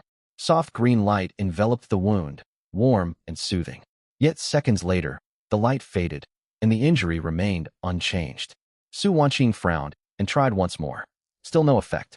She dismissed her martial soul, her voice heavy with frustration. It won't work. Without soul skills, I cannot unleash the healing properties of the martial soul. Right now, the Emerald Swan only strengthens my physical body. Its true healing powers can only be activated by soul skills. Lu Jio flexed his arm. It is fine. Merely a flesh wound. Bandaging it will suffice. It will heal in a few days. Su Wanqing reluctantly gave up. Shen Qingyi glanced at Lu Jio without speaking, yet a faint flicker of guilt shone in her eyes. The rest began testing the basic capabilities of their martial souls. Chu Yin summoned her dark, mystic tortoise and moved her body. She clenched her fists. My strength and defense have both increased substantially, roughly 30% higher than before. This is what a martial soul feels like. Lin Xinglan unleashed her space, Time Dragon. For an instant, she vanished from her spot and reappeared 2 meters away. She said nothing, but the smile on her face betrayed her delight. Shen Qingyi dipped her hand into the seawater and closed her eyes. Several seconds passed before she invoked her siren martial soul. Dark, blue light burst forth from her body. Her legs fused gradually beneath the glow, transforming into a deep, blue fish tail. Scales glinted with tiny flecks of sunlight. Her upper body stayed human-shaped, wrapped in a thin shimmering membrane of seawater. Even her hair seemed to flow as if water coursed through each strand. Wow, a mermaid! Xiao Lucy's eyes went wide. Shen Qingyi looked down at her new tail and smiled faintly. She gave it a gentle sweep, carving a graceful arc through the air. Without another word, she slid into the ocean. No splash, no sound. She merged seamlessly with the seawater. 1 minute, 2 minutes, 5 minutes. Growing anxious, the group was about to call out when Shen Qingyi broke the surface. I can breathe underwater, she said, wearing a sense of ease she had never known before. Moving beneath the waves is far more natural now, as though I have returned home. Once my martial soul possesses me, my tail grants me speed far greater than I could achieve on legs. No wonder you were such a strong swimmer all along. Qingyi, Xiao Lucy's eyes lit up. Shen Qingyi did not reply, yet the corners of her mouth curved upward. Lu Jiu stretched his limbs, picked up a thick iron sheet, and squeezed it with his bare hands. The metal bent slowly. It was not as effortless as kneading clay, yet no ordinary human could ever accomplish such a feat. Chu Yin watched and raised an eyebrow. Good grief, you are practically a human hydraulic press. Lu Jiu chuckled and offered no explanation. Gu Jinyao, Xiao Lucy, and Su Wanqing exchanged glances and sighed in unison. One bore a support pagoda, another the fried, rice-based martial soul, and the third the swan. None granted direct physical enhancement. Their basic bonuses were barely perceptible. Do not be discouraged, Lu Jiu comforted them. Your martial souls will truly shine once you obtain soul rings and unlock soul skills. After a while, the joy of martial soul awakening faded, and harsh realities settled over them. Su Wanqing studied her panel. We are stuck at the level 10 soul power bottleneck. We must obtain our first soul ring to advance. Soul rings are obtainable, Lu Jiu stated. You all saw it when we slew the luminous scaled fish. A white halo rises from each corpse. Those are 10-year soul rings. But 10-year soul rings are far too weak, Xiao Lucy frowned. Those fish look frail. What decent soul skills could they possibly yield? Lu Jiu nodded. True. The upper safe limit for absorbing a first soul ring hovers around 400 years. A 10-year soul ring does not even come close. Absorbing one would grant nearly useless soul skills, wasting our very first soul ring slot. 100-year soul beasts are our ideal target for our first soul rings. That strange fish we encountered today must have been a 100-year rank beast, Shen Qingyi reminded them. Even our iron-tipped spears could not pierce its scales. Without soul skills, relying only on our martial souls and crude weapons, our odds of hunting a 100-year soul beast are slim. More than that, while underwater, I sensed even more powerful presences lurking in the ocean depths. If we dive to hunt 100-year soul beasts, we might draw 1,000-year rank ones. She trailed off, yet everyone grasped the gravity of her warning. Against a 1,000-year soul beast, they would not even stand a chance of escaping alive. What do we do then? Gu Jinyao asked. Lu Jiu sighed. We have no choice but to wait. For days remain of our new player protection period. After awakening our martial souls, a new dungeon option has appeared on our panels. He opened his panel and displayed the dungeon information for everyone to read. Dungeon, gloomy ancient forest. Difficulty. Description, a vast primeval forest home to numerous 10-year to 100-year land dwelling soul beasts. There is an extremely low chance of encountering 1,000-year soul beasts. Multiple teams may enter simultaneously. Defeating soul beasts within rewards soul rings matching their cultivation rank.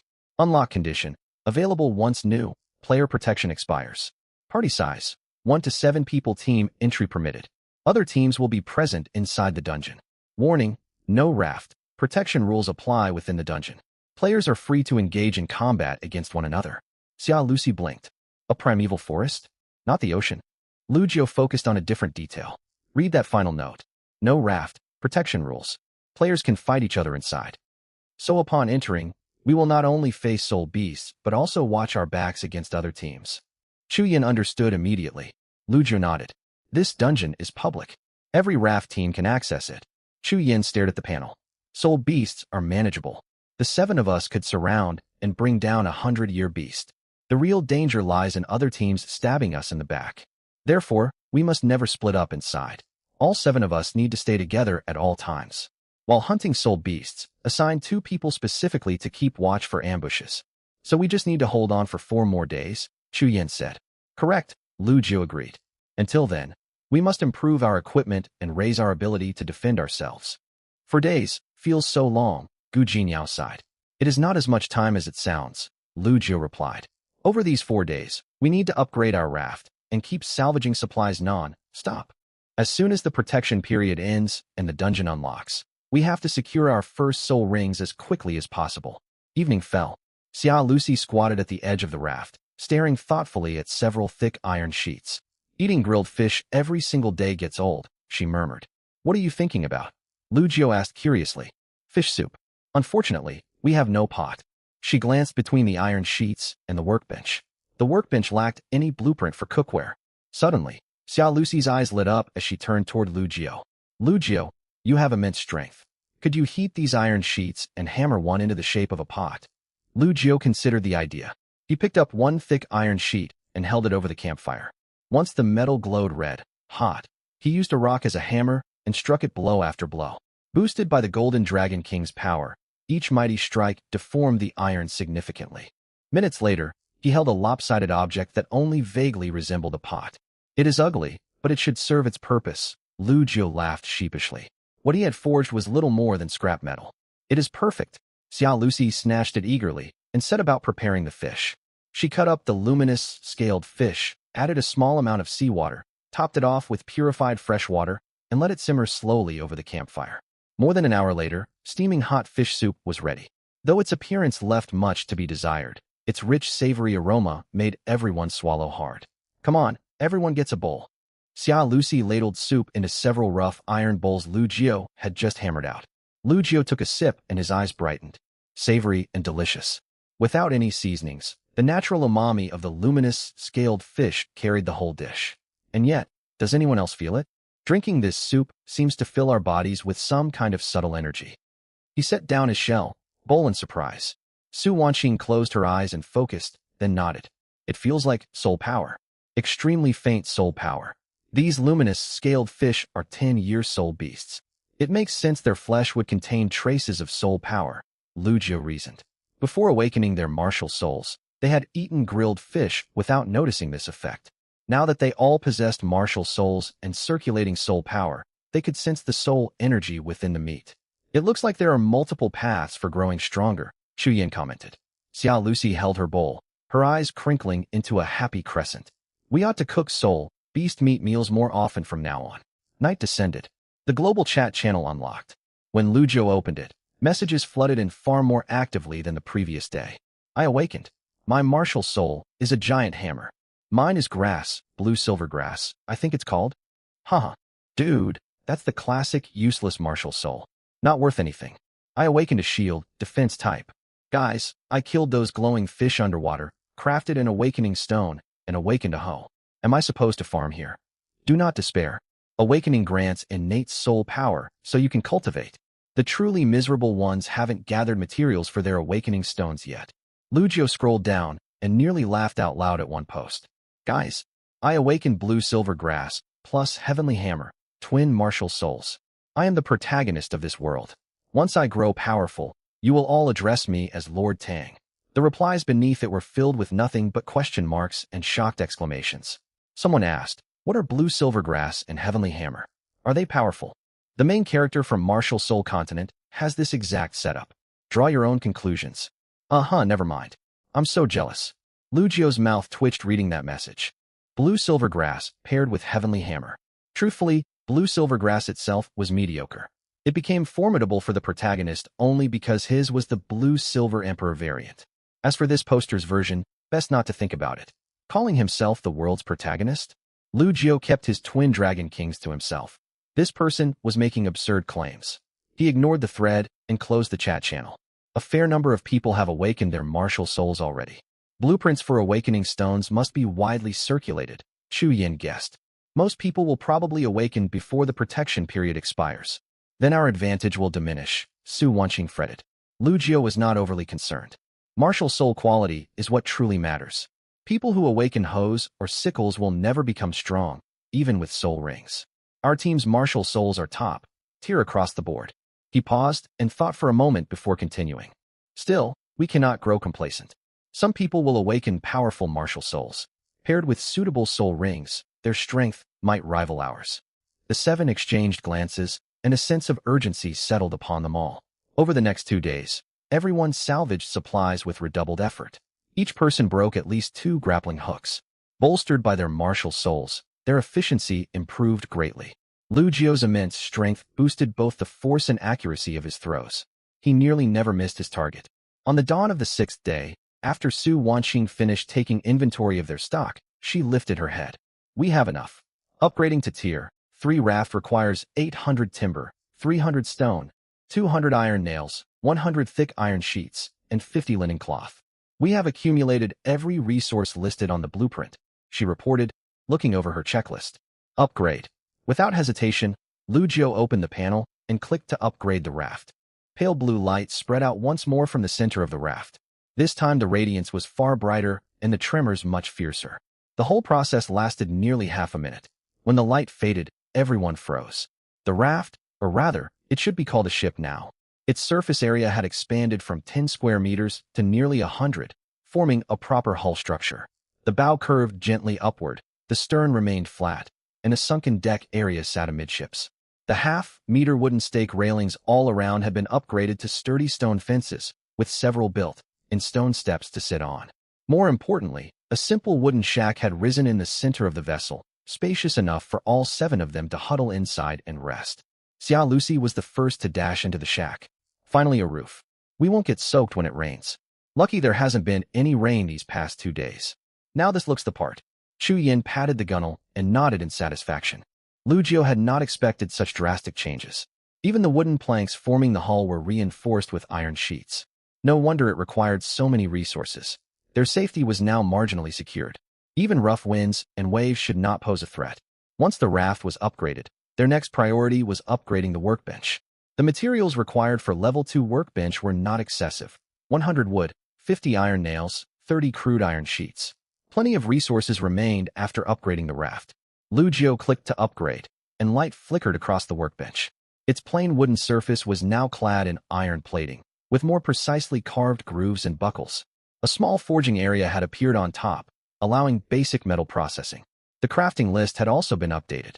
When Lu Jio opened it, he scrolled for several seconds to reach the bottom. So many new items. Bows, ranged weapons with an effective range of roughly 30 to 40 meters. Automatic catchers, installed beneath the ship to automatically salvage floating supplies passing by. They only needed to be checked regularly to collect goods. Smelting furnace, used to refine crude iron sheets or iron ore into refined iron. Cooking stove, dedicated cooking equipment, far more practical than campfires. Beds, offering improved rest quality. Farm plots, for growing crops. Refined iron forged blade, a melee weapon vastly more powerful than the iron-tipped spear. Refined iron shield, a shield with considerable defensive capability. Lu Jio grew increasingly excited as he read. All of these were incredibly useful supplies. He paused upon reading the last 2 entries. Refined iron. We need a smelting furnace to produce it. Crude iron sheets can be refined into refined iron inside the furnace. Chu Yin spoke up.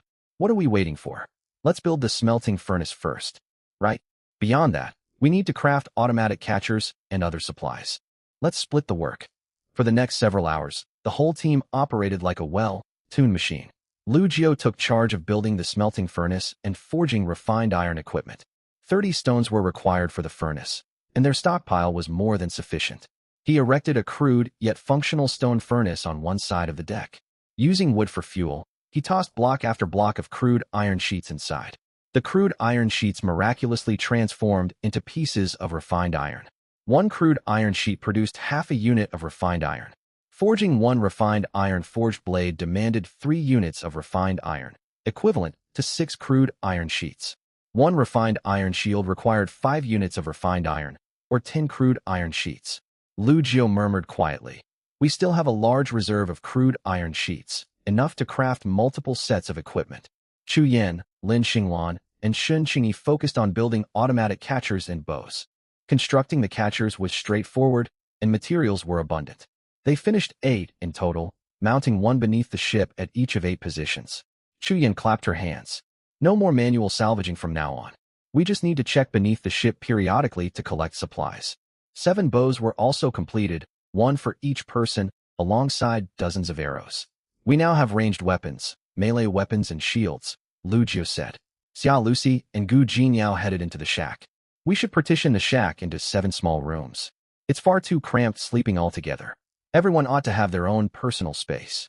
The rest readily agreed. Do we have enough materials? Lu Jiu asked. We do, plenty of planks and linen cloth, Gu Jinyao replied. The separated rooms will be tiny, barely enough to fit a bed, but it's better than nothing. Go ahead then. The 2 girls headed into the shack and set to work amid constant hammering. Lu Jiu listened to the noises drifting out. Occasionally he heard Xia Lucy complaining a plank was too long, or Gu Jinyao telling her to stop driving nails crookedly. He smiled and returned to forging refined iron. In the afternoon, the first refined iron forged blade was finished. The blade was roughly half a meter long, dull gray all over, its edge glinting coldly under sunlight. Lu Jiu picked it up and swung casually at a nearby wooden stake. The blade sank nearly 2 inches deep into the wood. Chu Yin walked over to inspect it. Impressive. This is far superior to the iron-tipped spear. Lu Jiu nodded. Refined iron boasts far greater hardness and toughness than crude iron sheets. This will be our primary melee weapon in the dungeon. He then crafted a refined iron shield. The square shield measured around half a meter across. It was lighter than expected, at least for Lu Jiu, whose Golden Dragon King martial soul enhanced his physique. Chu Yin took it and tested its weight. It has some heft, but not unmanageable. I can hold it single-handed. How strong is its defense? Lu Jiu picked up the iron-tipped spear and thrust it hard against the shield's surface. The spearhead slid off, leaving only a shallow scratch. The iron-tipped spear cannot pierce it at all. What against 100-year-old beasts? Chu Yin asked. Hard to say. Still, it makes us 100 times safer than fighting unarmed. By evening, Xia Lucy and Gu Jinyao emerged from the shack, sweating profusely and covered in wood shavings. We're done. Xia Lucy clapped her hands. 7 small rooms. They're cramped, but everyone has their own private space now. We also installed a bed inside each room, not as comfortable as the beds we had in our old world, Gu Jinyao added. Though her tone remained neutral, the corners of her mouth tugged upward faintly. Lu Jiu praised them. Great work. We can finally rest more comfortably. Xia Lucy sighed softly. It's still very rudimentary, but it feels somewhat like home now. For dinner, Xia Lucy cooked fish soup using the newly built stove. Cooking became far more convenient with proper equipment, and the soup tasted much better than previous meals. I wish we could grow vegetables, Xia Lucy said as she sipped the soup. Eating nothing but fish will get monotonous. Once we enter the dungeon, we can bring back soil. We can craft farm plots via the workbench to grow crops. We've also salvaged quite a few fruit and vegetable seeds these days, Lu Jiu explained. A thought suddenly struck him. He retrieved an item from his system backpack. A single seed. He had pulled it from the sea on their first day. The system labeled it an unknown seed, and he had never found another like it ever since. What's that? Su Wanqing leaned closer to look. I'm not sure. I picked it up on day 1. I couldn't plant it without soil. Lu Jiu held the seed in his palm. It was small, pale brown, covered in fine swirling lines, and felt faintly warm, as if some form of energy circulated within it. It doesn't look like an ordinary seed, Shin Qingyi observed, leaning in as well. Normal seeds don't have this subtle inner glow. Could it be some kind of spirit herb? Chu Yin wondered. I've read fantasy stories about spirit plants that can be used for alchemy or aid cultivation. It's a possibility. Lu Jiu put the seed away. We won't know anything for certain until we return from the dungeon. Night fell. Watch shifts proceeded according to their established schedule. Xia Lucy and Su Wanqing took the first watch, Gu Jinyao and Shun Qingyi the second, Chu Yin and Lin Xinglong the third. Lu Jiu took the final shift. It was past 4 in the early morning, Lu Jiu's turn on duty. He sat at the bow in hand, vigilantly scanning the surrounding sea. The automatic catchers worked silently beneath the ship. Every now and then came a soft click, signaling that one had captured floating supplies. Salvaging was far less taxing than doing it manually. The wound on his left arm throbbed faintly. Su Wanqing had bandaged it carefully, yet without healing soul skills, it could only mend naturally. Fortunately, the physical enhancement granted by his Golden Dragon King martial soul granted him formidable recovery speed, and the bite mark had already begun scabbing over. What are you thinking about? A gentle voice sounded behind him. Lu Jiu turned to see Shun Qingyi stepping out of the shack. She wore the same clothes she arrived in, her dark blue hair loose over her shoulders. Her bare feet touched the deck lightly as she walked. Why are you awake? This watch shift belongs to me, Lu Jiu said. I couldn't sleep. Shun Qingyi sat down beside him. She let her legs hang over the edge of the bow, her toes brushing the night breeze.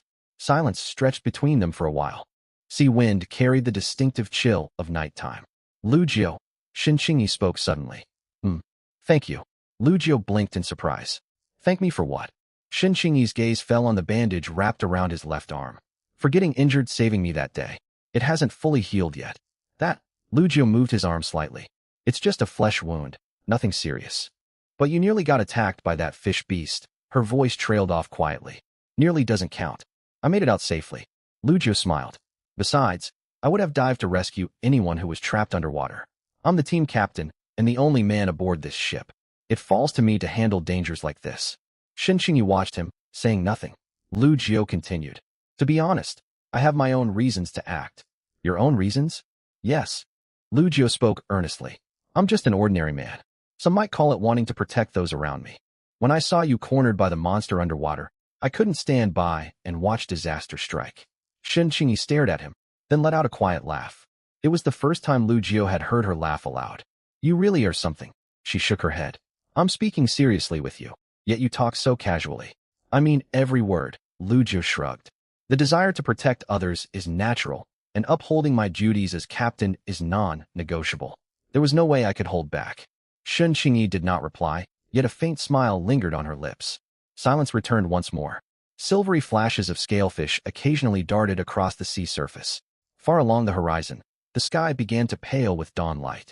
Shinqingyi broke the quiet again. Do you think we will survive the dungeon? Lujio glanced at her. Her expression remained calm, yet her eyes held a glint he had never witnessed before. It was neither fear nor confusion, but a quiet sense of anticipation. We will, he said firmly. What makes you so certain? All 7 of us possess top-tier martial souls. If we cannot succeed holding such powerful cards, we might as well give up right now. Lujio radiated confidence. I've always been capable in combat. Dealing with these mindless beasts is well within my ability.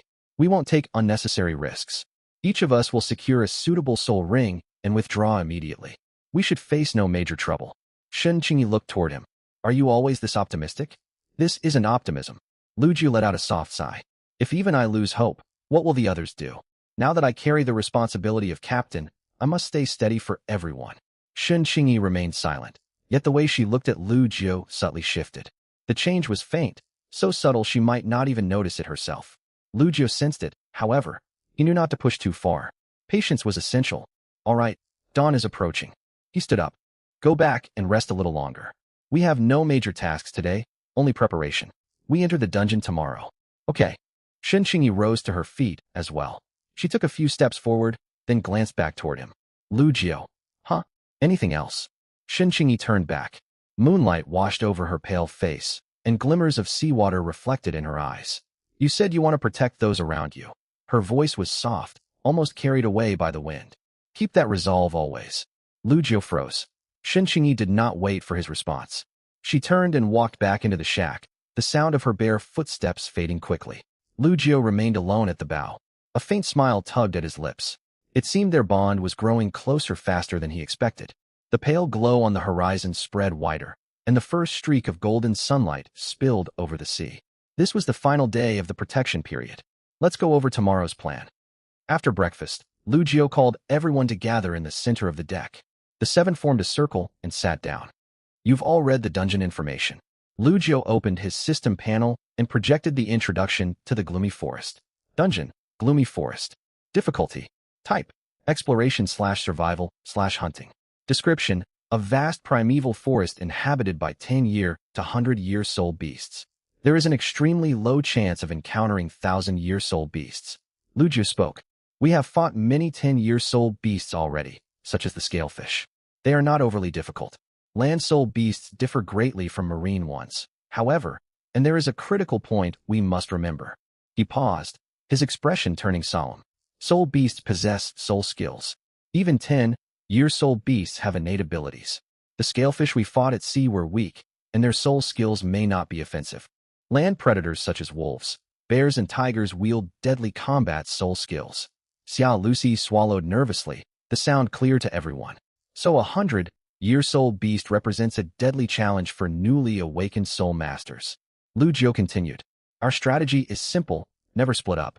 The 7 of us move as a single group. 10. Year Soul beasts can be handled easily. When facing 100-year soul beasts, we attack together, using teamwork and numbers to offset gaps in strength. What if we run into 1,000-year soul beast? Gu Jinyao asked the crucial question. We run, Lu Jiu replied without hesitation. Gu Jinyao's mouth twitched. That's straightforward. A 1,000-year soul beast requires at least a 3-ring soul master to fight. Without even a single ring ourselves, confrontation means certain death. But the dungeon description states 1,000-year encounters are extremely unlikely. Perhaps we don't need to worry too much? Xia Lucy harbored a trace of wishful thinking. We must never rely on luck. We need to prepare for every possibility. Chu Yin warned sternly. Lu Jiu nodded in agreement. Chu Yin is right. Beyond soul beasts, another threat awaits us, other teams. A hush fell over the group. The raft protection rules do not apply inside the dungeon. Players can attack one another freely. We can never know what other groups intend to do. Lin Xinglan rarely spoke, but she voiced her thoughts now. Human beings have committed violence over trivial matters even in our original world. Things will grow far crueler here. It is safest to treat every unfamiliar team as a potential threat. Lu Jiu scanned everyone's faces. Here is our battle assignment. Chu Yin will serve as frontline tank, wielding the refined iron shield alongside her martial soul.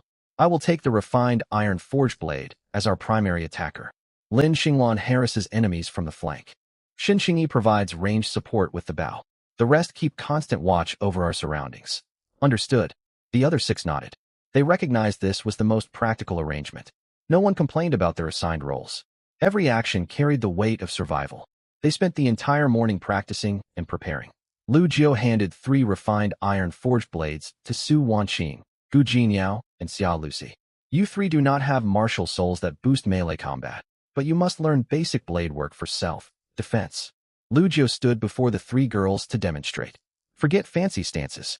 Remember to twist from your waist when you swing. Do not rely only on wrist strength. If a beast lunges at you, target vulnerable areas. Eyes, throats, bellies. Strike wherever the body is softest. That sounds brutal. Xia Lucy shrank back slightly.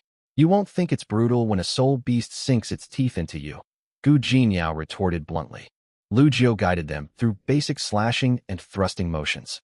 Su Wanqing learned fastest, her movements clean and precise. Gu Jinyao's strikes were stiff, yet her focus never wavered. She gritted her teeth with every swing. Xia Lucy lacked raw strength, yet she moved nimbly. She picked up the evasion techniques Lu Jiu taught her quickly. That's enough. These moves are only for self-preservation. Perfection is unnecessary. Afterward, Chu Yin sparred with Lu Jiu in the center of the deck. Chu Yin charged forward with the refined iron shield raised. Lu Jiu dodged sideways and slashed at the edge of the shield. Chu Yin spun and rammed him with the shield. Lu Jiu stepped back, using the tip of his blade against the shield surface to push away from the impact. They exchanged blows for more than 10 minutes, heavy footsteps thudding against the wooden planks. Chu Yin gasped for breath. You have greater strength than me, but your blade work is rigid. You lack flexibility when shifting attacks. Lu Jiu wiped sweat from his forehead. I never learned formal sword arts. I was a fitness coach, not a martial artist. Once I obtain a soul ring and unlock my soul skill, our coordination should improve drastically. Chu Yin clenched her fist. Indeed, your martial soul excels at both defense and crowd control. On the other side of the deck, Lin Xinglan and Shun Qingyi practiced archery. Lin Xinglan's marksmanship exceeded everyone's expectations. She had been a sprinter in her former life, yet she took archery as an elective university course and retained solid fundamentals. Coupled with the speed enhancement of her martial soul, her dynamic vision surpassed ordinary humans. Out to a 30-meter target, she hit 7 or 8 out of 10 arrows. Pretty accurate. Have you learned this before? Shin Qingyi asked in surprise. Lin Xinglan knocked the arrow, drew the string, aimed and released in one fluid motion. I tried it for a while during a university elective course. Shin Qingyi was not as precise as Lin Xinglan, yet she maintained steady form. She could hit the target 5 or 6 times out of 10 shots, keeping a calm and unrushed mindset. Hitting the mark is all that matters, Shin Qingyi said. Our mission is to create distractions anyway. We aren't the main strike force. Lin Xinglan loosed another arrow that struck dead center of the target. Still, a killing blow would be ideal. The two practiced until noon, stopping only when their arms ached with fatigue. Su Wanqing checked the first aid supplies inside her system backpack. We have 6 rolls of bandages and 3 bottles of disinfectant left. If anyone gets injured, I can perform basic hemostasis and dressing, but I don't possess a healing soul skill. I won't be able to handle severe wounds. Try not to sustain heavy injuries then. Our margin for error is razor thin, Lugio stated. Evening arrived. Dinner consisted of fish soup alongside grilled fish, no different from the meals of the past few days. Yet no one spoke as they ate tonight. Every member of the group was preoccupied with thoughts of tomorrow. After finishing their meal, Lugio habitually opened the regional channel. He had not paid close attention to it for several days. He had been busy upgrading the raft and crafting equipment, leaving him no time to follow outside developments. Messages flooded the channel, far more bustling than they had been in previous days. We're entering the dungeon tomorrow. I'm so nervous. Does any expert have dungeon strategies to share? Strategies? Nobody's set foot inside the dungeon yet. This will be everyone's first time. I haven't even awakened my martial spirit, and I'm still a dozen refinement stones short. Haha, same here. I'll just have to stay on the raft and watch others head into the dungeon tomorrow. Has anyone counted how many people have awakened their martial spirits? Rough estimates put it at over 200,000 out of the 700,000 players in the region. Over 200,000, split into teams, that means at least 30,000 teams can enter the dungeon. 30,000 teams entering the same dungeon at once. Won't it be far too crowded? The dungeon description states the Darkwood Mire is a vast primeval forest. It must be enormous. With 30,000 teams scattered across its expanse, a team might spend an entire day without crossing paths with another. It's better not to run into anyone. I have no desire to fight other players inside the dungeon. Anyone looking to form a party? Our team only has 3 members. We want more allies to enter the dungeon together. Lugio scrolled further and spotted several messages that caught his attention. I heard some teams already own Century Old Soul rings. Is that true? That can't be right. The dungeon hasn't opened yet. Where would they find Century Old Soul beasts? Aren't there Century Old Soul beasts out in the ocean? Didn't people run into them out at sea before? Century Soul beasts in the ocean? Who dares hunt those things? I heard one team hooked a sea snake over 100 years old with a fishing rod and fought for ages to kill it. 100-year soul ring isn't terrible, I guess. Are you kidding me? A first soul ring should be at least 300 years old to be worthwhile. 100-year ring will only hold you back as you grow stronger later on. That's such a high standard. Simply surviving would be a win for most people. Lugio closed the channel, finding little else useful among the remaining messages. One detail, however, warranted caution. Huaxiao region 2014 survivors, 688,721/700,000. He stared at the number for several seconds. Over 7 days, more than 10,000 people had perished. Over 10,000 lives lost. Xia Lucy, who had been clearing the tableware nearby, froze mid-movement. 10,000 people? She repeated quietly. In 7 days, over 10,000 people in our region have died, Lugio said flatly. How could so many lose their lives? Chuyan frowned. They fell overboard and were devoured by soul beasts, starved to death, died of thirst, all manner of causes. Lugio shut his system panel. Even so, 10,000. Shinqingyi's voice was soft. It is a great number, but relative to the overall population, over 10,000 dead out of 700,000 puts the mortality rate at roughly 1.4%. When you frame it that way, it doesn't sound quite so staggering, Xia Lucy remarked. Most players stay on their rafts, protected by the safety rules, Su Wanqing explained. So long as they do not dive into the ocean voluntarily, soul beasts will not attack anyone aboard a raft. True danger begins tomorrow. Tomorrow. Chu Yin echoed the word. We should turn in early. Lugio stood up. We enter the dungeon first thing in the morning. Xia Lucy counted on her fingers. It has already been 8 days since we arrived in this world. Lugio glanced toward the pitch, black sea surface. Indeed, only 8 days, yet it feels like an entire month. Everyone returned to their small rooms beneath the shed. Night watch rotations proceeded as usual. It was midnight, and Lugio remained awake. A system notification chimed on his panel. System announcement. The newcomer protection period has concluded. All sea zones are now connected. Player interactions, trading/PvP/social functions are officially unlocked. System announcement. Dungeon Darkwood Mire is open. Teams possessing awakened martial spirits may enter at any time. It had begun. Still, dawn had not broken. Venturing into the forest in total darkness would be unwise. If they were going to enter, they needed to guarantee every possible advantage. Waiting for sunrise to set off was the wisest choice. Just past 6 o'clock the next morning, sunlight rose above the horizon. Golden rays spilled across the deck. Lu Jiu roused everyone. The protection period is over, and the dungeon is unlocked. Eat breakfast, then we head inside. Xia Lucy stumbled out of the shed rubbing her eyes, her hair messy like a bird's nest. Gu Jinyao struggled to tidy her appearance, though the sleep creases on her face betrayed her weariness. Lin Xinglan was fully awake first. Her silvery short hair shimmered with a cool tone. Su Wanqing and Shun Qingyi stepped out together. Breakfast consisted of leftover grilled fish reheated alongside a pot of fish soup. The seven sat around the deck and ate in silence. Lu Jiu swallowed his last mouthful and stood. Let's go. He opened his system panel and tapped the dungeon entrance. A light portal burst forth from the interface, streams of white light surging outward to envelop the entire raft. The radiance was blinding. Lu Jiu instinctively squeezed his eyes shut. When he opened them again, mud lay beneath his feet. Solid, damp earth that sank slightly under his weight. He glanced down, then slowly lifted his gaze. An endless forest stretched out before him. Ancient giant trees towered overhead, trunks thick and immense. Dense canopies blocked most sunlight, allowing only streaks of golden light to filter through gaps in the branches. The air reeked of decaying leaves, moss, and an indistinct, beastly stench. A thick carpet of fallen leaves crunched beneath every step. Distant rumbling echoed, the low growls of some massive creature far off in the woods. 2 new system prompts popped up on his panel. Dungeon Rule 1. Soul Ring Acquisition. Only the killer may absorb the corresponding soul ring. If a soul beast is slain by joint effort, the lander of the final blow is recognized as the killer. Dungeon Rule 2. Dungeon Exit. The entire team may activate teleportation to return to the raft when out of combat. Out of combat condition. No attacks received and no attacks launched within 3 consecutive seconds. Lu Jiu skimmed the text quickly. Only whoever lands the final blow can absorb the soul ring. That means even if we take down a soul beast together, only the final striker wins. Does that mean we have to take turns? Chu Yin frowned. Not necessarily, Su Wanqing analyzed. The rule specifies the final striker.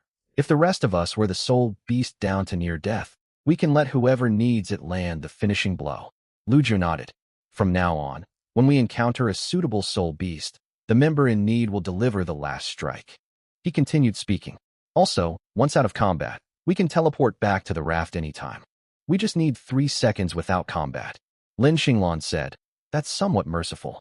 At least we won't risk being trapped inside the dungeon. Do not rely on this to escape danger, Lu Jiu warned. In the heat of battle, staying free of combat for 3 seconds is nearly impossible amid chaotic fighting. He closed his panel and raised his head. Chu Yin had scouted 50 meters ahead.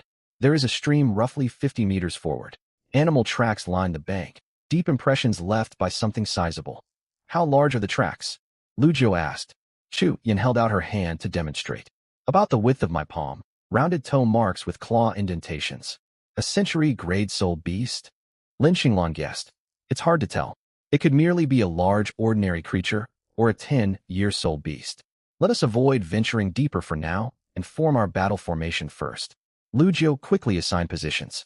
Everyone, fall into the pre-planned formation. No one hesitated. Chu Yin and Lu Jiu stood side by side at the front line. Lin Xinglan maneuvered agilely on the flank. The remaining 4 stayed behind them. Shun Qingyi readied her bow and maintained vigilance, while Su Wanqing and the others gripped their blades tightly. Lu Jiu drew his refined iron-forged blade. Good. Move out, heading toward the stream. The 7 formed an unpolished yet organized battle formation and advanced deeper into the forest. Thick leaves blanketed the ground, rustling with every step. Lu Jiu tried to lighten his footsteps, yet the dense foliage made quiet movement difficult. Light remained dim within the woods. Sunlight filtered repeatedly through the upper canopy, leaving only dappled patches across the ground. The air was humid and sweltering. Perspiration soaked Lu Jiu's back after just a short walk. Sweat seeped into the wound on his left arm, bringing a dull itch. A thick scab had formed, but it had not fully healed. Sharp twinges of pain surfaced whenever he made broad movements. Still, he did not slow his pace. After roughly 10 minutes of travel, Chu Yin suddenly raised a fist. Everyone halted. Chu Yin lowered her voice. Something is up ahead. Lu Jiu peered past her shoulder. A stream over 3 meters wide wound through the trees, its water shallow and crystal clear. Mud along the bank was covered in overlapping paw prints of varying sizes, stretching from the water's edge deeper into the woodland. They travel in packs, Lu Jiu muttered. He knelt to examine the depth and spacing of the tracks. Tracks sink roughly 2 centimeters. The claw marks resemble canines. The paw width is around 15 centimeters. A medium-sized beast, estimated at 80 kilograms. Wolves? Chuyin questioned. Possibly. Lu Ju stood upright. The tracks lead east. If we follow the stream upstream, we will likely cross paths with them. Do we circle around or engage them? Lin Xinglan asked.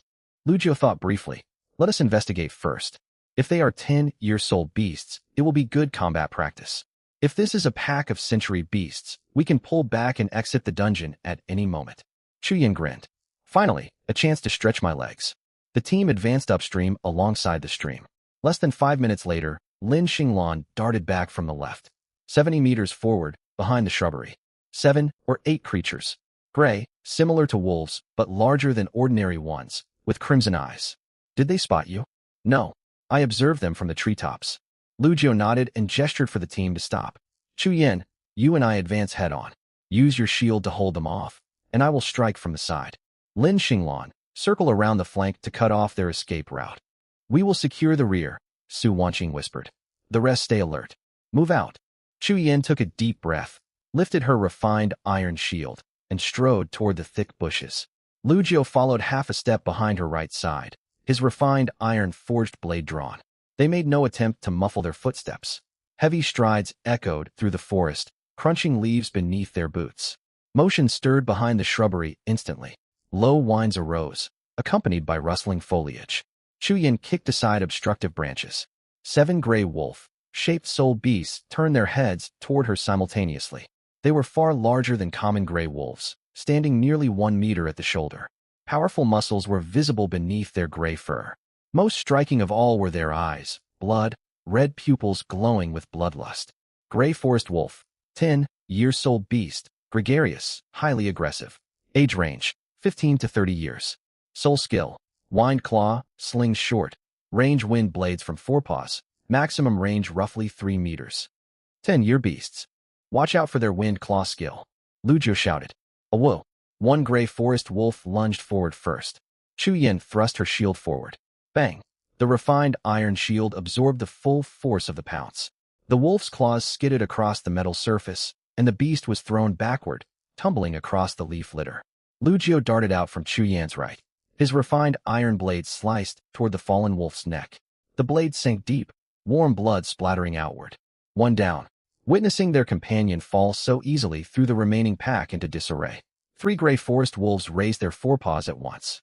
3 translucent wind blades shot forth, whistling toward Chu Yin. Chu Yin, Lu Jiu called out. Chu Yin held her shield horizontally in front of her. 2 wind blades slammed against the metal with sharp clangs. The third grazed the shield's edge, carving a shallow bleeding gash along Chu Yan's arm. Damn, that skill has wider reach than I expected. Chu Yin cursed, quickly shifting her stance. The wind blades of 10-year-old beasts lacked overwhelming power, yet 3 striking in unison caught her off guard. Without the shield for protection, those blades would have carved deep, life-threatening wounds. Whoosh! An arrow flew from the rear. It embedded itself in one wolf's shoulder blade. Though it failed to pierce fully through, the wolf yelped in agony, aborting its second wind blade. Shen Qingyi stood over a dozen meters away, already knocking another arrow. 2 wolves charged Chu Yin at once. One clamped its jaws onto the shield's rim, while the other circled to attack her flank. Chu Yin kicked the flanking wolf away, then swung her shield hard to hurl off the beast biting the metal. Ah! Gu Jinyao cried out from the rear. Lu Jiu glanced back. A gray forest wolf had circled behind the party and charged towards Su Wanqing and the others. 2 arrows arrived nearly simultaneously.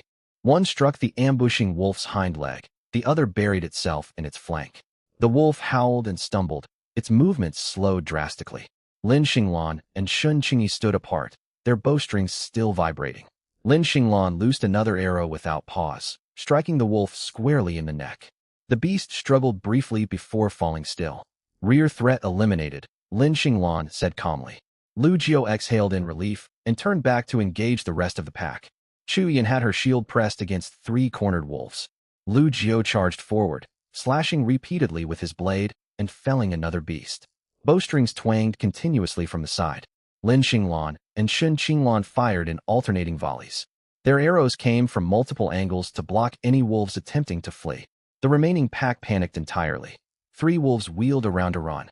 Lin Xinglan shot an arrow that pierced the hind leg of the last one. It limped forward a few paces before Chu Yin charged and slammed it to the ground with her shield. The other 2 vanished into the underbrush in the blink of an eye. Gray Forest Wolf times 5 slain. Rewards acquired. Refinement Stone times 5. White Soul Ring times 5 unabsorbed. Dissipates after 1 hour. 5 pale white rings rose from the wolf carcasses and hovered silently in midair. 10 year-soul beasts are really no match for us, Chu Yin said. She brushed wolf blood off her shield, still craving more combat. Good vigilance from the rear. Lu Jiu glanced toward Shun Qingyi. Your archery is precise. Shun Qingyi smiled faintly and said nothing. Lu Jiu caught his breath. White soul rings are far too weak. Absorbing them would waste our soul ring slots, but we can keep the refinement stones. He looked down at his blade. Blood coated the refined iron edge, yet the blade remained intact. The physical enhancement granted by his Golden Dragon King bloodline amplified his strength far beyond ordinary humans. Slaughtering a 100-pound gray forest wolf felt as simple as cutting tofu. Still, the wound on his left arm throbbed sharply under exertion. He flexed his fingers to confirm it would not hinder his grip on the blade and chose not to mention the pain. Su Wanqing asked, "Should we press deeper into the forest?" Lu Jiu nodded. "Let's move forward," Xia Lucy said, her face pale. She had turned away when Lu Jiu delivered the killing blow earlier, but said nothing about her fear. "Stay extra cautious," Lu Jiu warned. Century Soul beasts are typically territorial. Entering their domain will trigger an immediate attack. The team continued onward. The stream gradually narrowed and eventually vanished behind a massive cluster of boulders. The terrain shifted. Trees grew taller and denser, and the leaf carpet thickened so much it reached mid-calf. The beastly stench hanging in the air grew stronger. Lu Jiu noticed fresh claw marks scored across tree trunks alongside the path. Deep gouges bit into the bark. Some had begun to heal, while others were freshly made. These claw marks, he reached out to touch them, at least 3 centimeters deep. No low-tier soul beast could leave wounds like these. Chu Yin stepped forward to examine them, her expression growing serious. A creature 3 to 4 times larger than the gray forest wolves. Lin Xinglan pointed toward the height of the scratches on the trunk. The marks are made by a bipedal creature roughly 2 meters off the ground. That means this beast stands at least 2 meters tall when upright. Everyone breathed more softly. They traveled another 20 minutes before Lin Xinglan darted back once more to deliver a report. Her expression was noticeably tenser this time. One creature, roughly 150 meters ahead, within an open woodland clearing, she said, her voice tight. It is black, shaped like a bear, with a layer of gray carapace covering its back. It is feeding. What is it eating? Chu Yin asked. A gray forest wolf. How large is it? Lu Jiu asked. Lin Xinglan gestured with her hands. At least 1.5 meters at the shoulder. When standing upright, it towers far higher than Chu Yin holding her shield. Lu Jiu turned toward Chu Yin. Chu Yin did not flinch. Instead, her eyes lit up. Can you tell its age grade? I could not trigger the system identification from this distance. Judging by the carapace, it is almost certainly not a 10-year beast. The system panel could only automatically identify targets within a 30-meter radius. Lu Jiu quickly reached a decision. Advance slowly until we reach identification range. Confirm whether it is a century beast. If it is, we fight. If it is a millennium beast, we retreat immediately. The group advanced silently. When they reached 50 meters from their target, Lu Jiu ordered the others to hold their position. Only he, Chu Yin, and Lin Xinglan crept forward on their bellies through low shrubbery. Then he laid eyes on it. A small clearing opened within the forest. Sunlight filtered through the canopy and fell directly upon the creature. Black fur covered dense, powerful muscles. From the shoulder blades to the waist along its back stretched a gray, bony carapace that shimmered with a metallic sheen. Its limbs were thick as stone pillars, and its front claws curved like sickles. It was lowering its head to feast on the torn carcass of a gray forest wolf. Ironback bear, centennial soul beast, solitary, extremely territorial. Age, 362 years. Soul skill, Ironback shock strike, slams its carapace against the ground to unleash a shockwave, capable of inducing dizziness at close range. The status panel popped up with the information. Lu Jiu's heart sank. Area dizziness. This beast would be tough to fight, yet a thought immediately crossed his mind. 362 years. This soul beast was practically tailor, made for Chu Yin. The black tortoise was a defense, type martial soul, and this ironback bear clearly boasted formidable defenses. Furthermore, a 300-year soul ring as a first soul ring was of excellent quality. Chu Yan had also seen the information on the panel. She glanced at Lu Jiu. Lu Jiu understood what she meant. You deliver the final blow. This soul ring is yours. Chu Yan's eyes lit up. She licked her lips and excitement flickered in her gaze as she stared at the great bear. Lu Jiu led the others back to the center of the group and quickly formulated a plan. This soul ring suits Chu Yan perfectly. We'll have her claim her first soul ring first. As soon as he spoke, envy flashed across everyone's faces. She would obtain a soul ring so soon. Still, no one voiced any discontent. Chu Yan always stood at the forefront, undertaking the most dangerous work. If she gained a soul ring first, the group's overall survivability would improve. Chu Yan, we too will charge forward and engage it head-on. All right, no problem. Lin Xinglan, Shen Xingyi, position yourselves off to the flanks and rear. Its carapace cannot be pierced, so aim for unarmored areas, its face or legs. Even if your arrows miss, distracting it will be enough. Lin Xinglan checked her bowstring and silently moved toward the side. Shen Xingyi gripped her bow and followed closely behind her. The rest of you three, retreat behind that massive tree over there. He pointed toward an exceptionally thick, giant tree not far away. Do not come out no matter what happens unless I signal that it is safe. Shout immediately if anyone circles around to our rear. The three nodded. Gu Jinyao and Xia Lucy headed toward the tree together. Su Wanqing shot Lu Jiu a glance. Be careful. I will. The three young women took cover behind a tree. Lin Xinglan and Shen Xingyi each took shelter behind a sturdy trunk on opposite sides, drawing their bows and knocking arrows. Lu Jiu and Chu Yan exchanged a look and nodded. Let's go. Chu Yan burst out of the shrubbery first. She deliberately made her footsteps heavy, and her fine iron shield clanged loudly in front of her, announcing her arrival to the ironback bear. The ironback bear lifted its head from the gray forest wolf's corpse.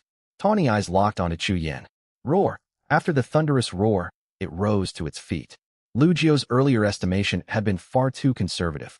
Standing upright, its head reached nearly 2.5 meters high. A single swat could crush a human flat. Roar! A low rumbling growl rolled from the bear's throat, like distant thunder. Withered leaves on the ground were tossed aloft by the gust of air. The ironback bear swiped a paw downward without hesitation. Bang! A deafening crash echoed from the fine iron shield. Chu Yan's feet scraped 2 deep grooves into the earth, and she was pushed back almost a full meter. The shield held intact. The immense force transmitted through the shield sent numbing vibrations through Chu Yan's entire body. Gritting her teeth, she pushed off with her left foot and steadied herself. That all you've got? The ironback bear appeared enraged. It twisted suddenly, lowering its heavy carapace, and crashed toward the ground like a small mountain. Boom! The instant the carapace slammed into the earth, a visible shockwave rippled outward from beneath its body. The ground shook violently. Chu Yan stood too close. The shockwave slammed into her legs. A buzzing sound filled her head, and her vision swam. She staggered backward 2 steps, her knees buckling, nearly collapsing to the ground. It was the dizziness inflicted by ironback shock strike. The ironback bear gave her no time to recover. It pushed itself up and swiped a paw straight down at her. Chu Yan. Lu Jiu rushed forward, swinging his fine iron-forged blade at the bear's forelimb from the side. The blade bit into its wrist. Though it failed to sever the limb, it diverted the paw's trajectory. The strike grazed Chu Yan's shoulder and slammed into the ground, carving out a crater. The jolt snapped Chu Yan out of her stupor. She scrambled backward 2 paces and raised her shield once more. I'm fine, she called out, though her complexion had paled noticeably. Lu Jiu retreated to her side. Its carapace shock induces dizziness. Don't stay too close. I know. It won't catch me off guard with the same trick twice. Chu Yan took a deep breath. The ironback bear froze for a split second. It had not expected the small human before it to block its blow. Seizing the moment of hesitation, Chu Yan shoved her shield to the right and dodged sideways. Now, the twang of bowstrings rang out from the flanks and rear. Lin Xinglan's arrow streaked in from the right, striking the unarmored side of the ironback bear's abdomen. The arrowhead sank halfway into its flesh. The bear howled in pain and turned to charge toward the source of the shot. Before it could take a single step, Shen Xingyi's arrow flew from the opposite direction, burying itself in its hind leg. The ironback bear hesitated, unsure which threat to deal with first. That split second of distraction was all they needed. Lu Jiu surged out from the left. He brought his fine iron-forged blade crashing down onto the bear's right hind leg. Clang! The blade struck the joint of the hind leg, but failed to cut all the way through. Beneath the ironback bear's fur lay fascia as tough as steel, and the blade only sliced halfway through. Damn, it's rock hard. Lugio cursed and bore down with all his strength. The blade finally tore through the fascia and sank into muscle. The ironback bear let out an ear, splitting wail. Its hind leg buckled, and its body lurched to the right. It spun around to swat Lugio, its massive paw sweeping through the air. Lugio leaned backward to evade, slipping on damp fallen leaves and nearly falling. Don't ignore me. Your opponent's right here. Chu Yin charged forward, slamming her fine iron shield hard into the bear's flank. Crash! The ironback bear stumbled under the impact and was forced to turn to face Chu Yin. In those precious few seconds, Lugio regained his footing and attacked again. He struck the same wound on the hind leg twice in quick succession.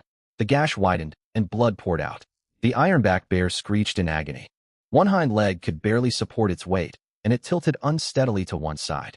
Another arrow flew from the flanks and rear, burying itself deeper into the exposed abdomen. The ironback bear roared and swiped toward the archers, but they were more than 10 meters away, far out of its reach. Taking advantage of the bear's distraction, Chu Yin rushed forward and brought her shield crashing down onto its head. Stay down. The shield struck the ironback bear's skull with a dull thud. The bear slumped to the ground, yet continued to struggle. Its vitality was far greater than anyone had anticipated. Even with an injured hind leg, arrows in its abdomen, and a shield blow to the head, it fought desperately to roll back onto its feet. Lugio stepped forward, raising his blade toward the bear's unarmored neck. But he held back the killing strike. Chu Yin, he shouted. Deliver the final blow. Chu Yin sprinted over and took the fine iron forged blade from Lugio's hand. Gripping the hilt with both hands, she aimed for the ironback bear's neck. The ironback bear stared at her with bloodshot eyes, low growls rumbling in its throat.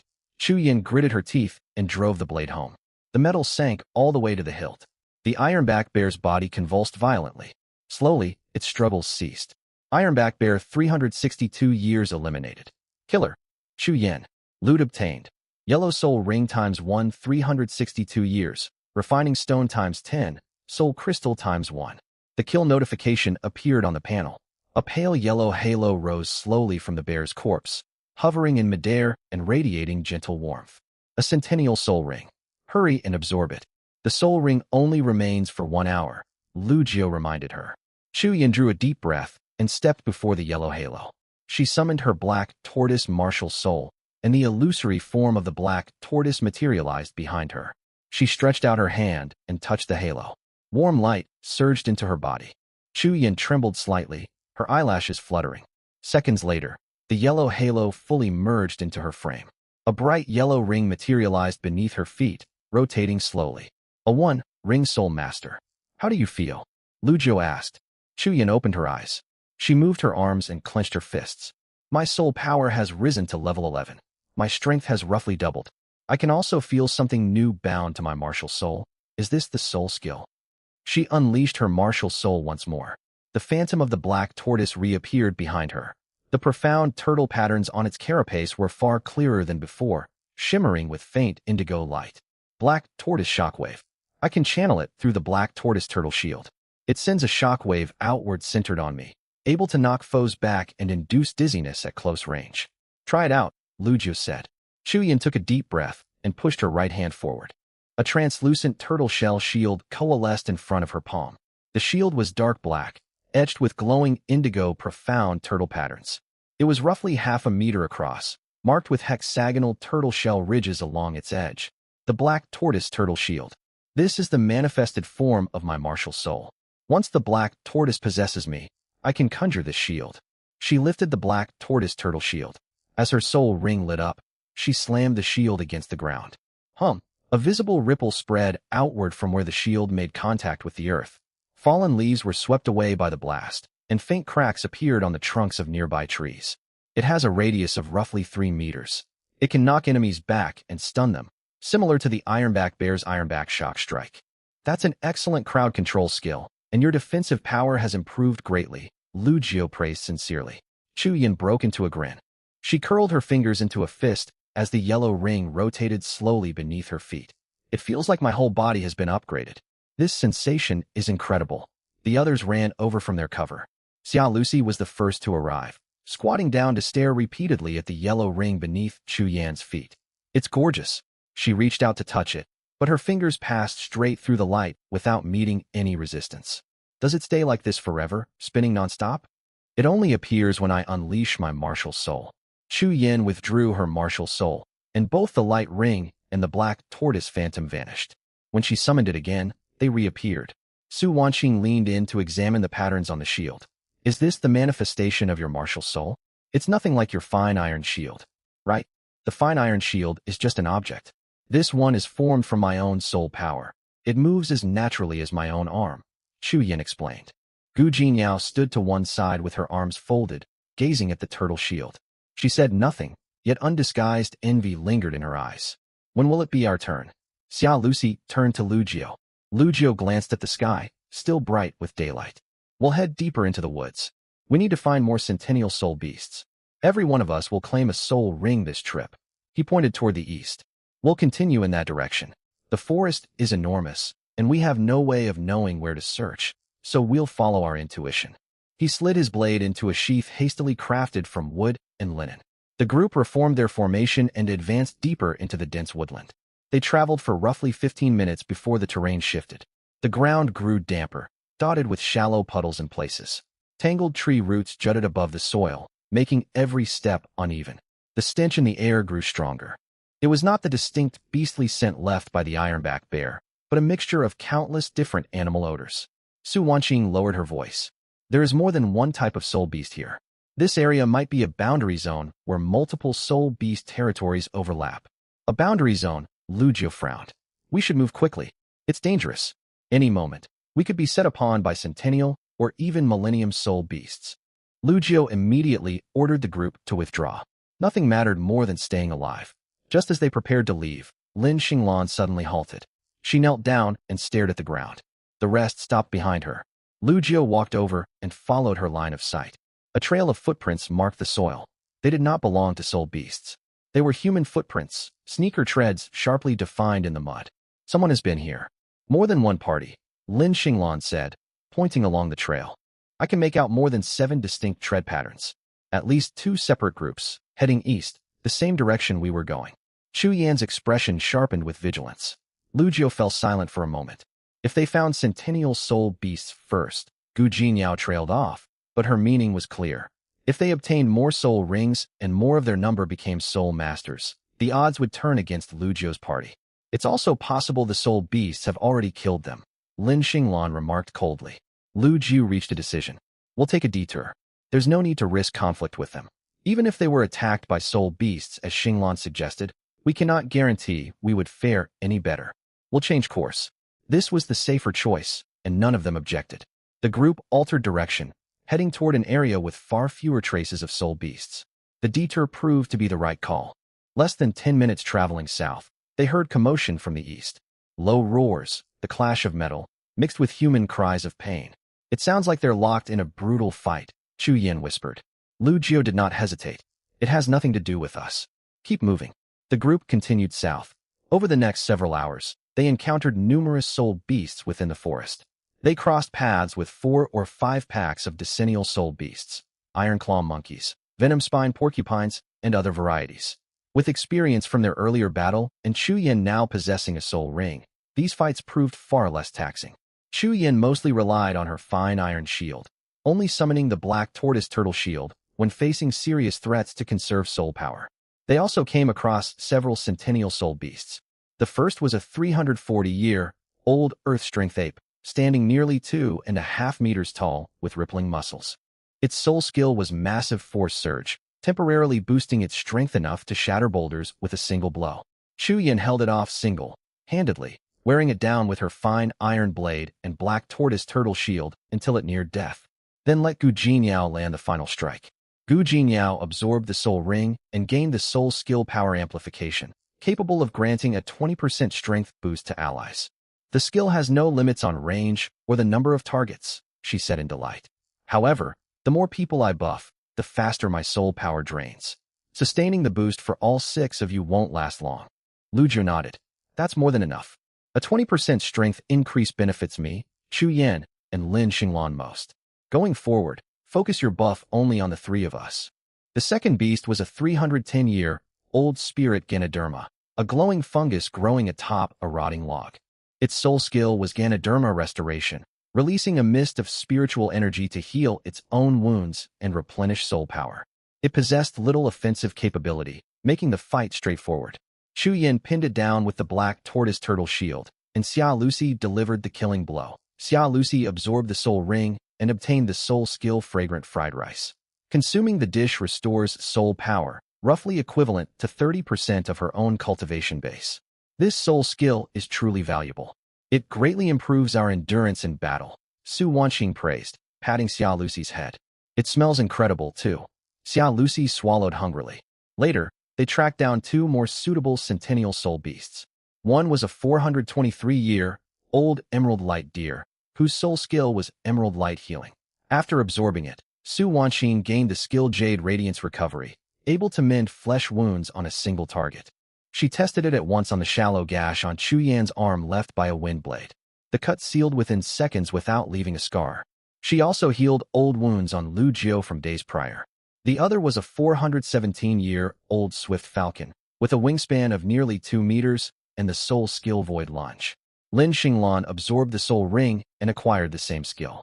She demonstrated it immediately. Her figure vanished in an instant, reappearing behind a tree 3 meters away, her claws sinking deep into the trunk. Lu Jiu spoke honestly. So fast. I only caught a blur of movement. By this point, 5 members of the party possessed soul rings. Each of them had advanced to level 11 soul power. Only Lu Jiu and Shun Qingyi remained without one. Due to his Golden Dragon King martial soul, Lu Jiu set high standards for his first soul ring, at minimum 600 years old. Unfortunately, they had yet to encounter any soul beast older than 500 years along the way. Shun Qingyi's mermaid martial soul aligned with water and spirit elements. Suitable water-type soul beasts were difficult to find within the forest, so she could only hope to encounter a spirit-type beast by chance. Lu Jiu glanced at the sky, estimating it was roughly 3 in the afternoon. Let's find somewhere to rest. Everyone is worn out. The group located a relatively open forest clearing backed by a massive boulder with good visibility. Xia Lucy pulled out grilled fish and edible wild berries they had gathered along the way, passing them around. The 7 leaned against the rock to rest. Shun Qingyi sat beside Lu Jiu, quietly eating her grilled fish. She had not yet obtained a soul ring, yet she voiced no complaints. Lu Jiu thought for a moment and lowered his voice. Qingyi, you will find a soul ring suited for you eventually. Don't be anxious. Shun Qingyi turned to look at him, a faint smile tugging at her lips. I know. Just then, Lin Xinglan jumped down from a tall tree. People approaching. 5 of them, coming from the east, roughly 100 meters away. Instantly, everyone grew alert.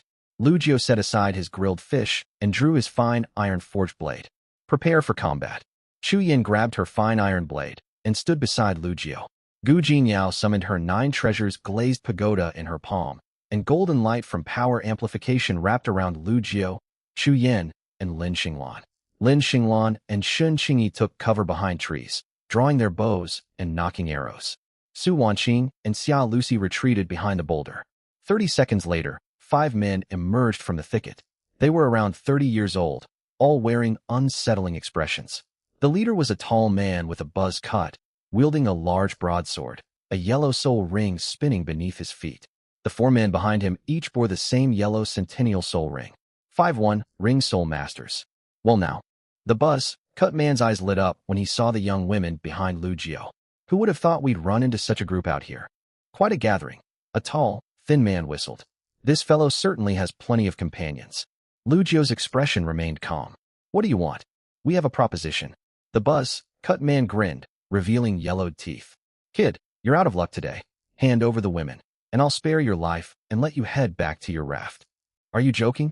The buzz-cut man tapped his broadsword against his palm. Do we look like we're joking? 5 of us, each with a centennial soul ring. You're alone, with no soul ring at all.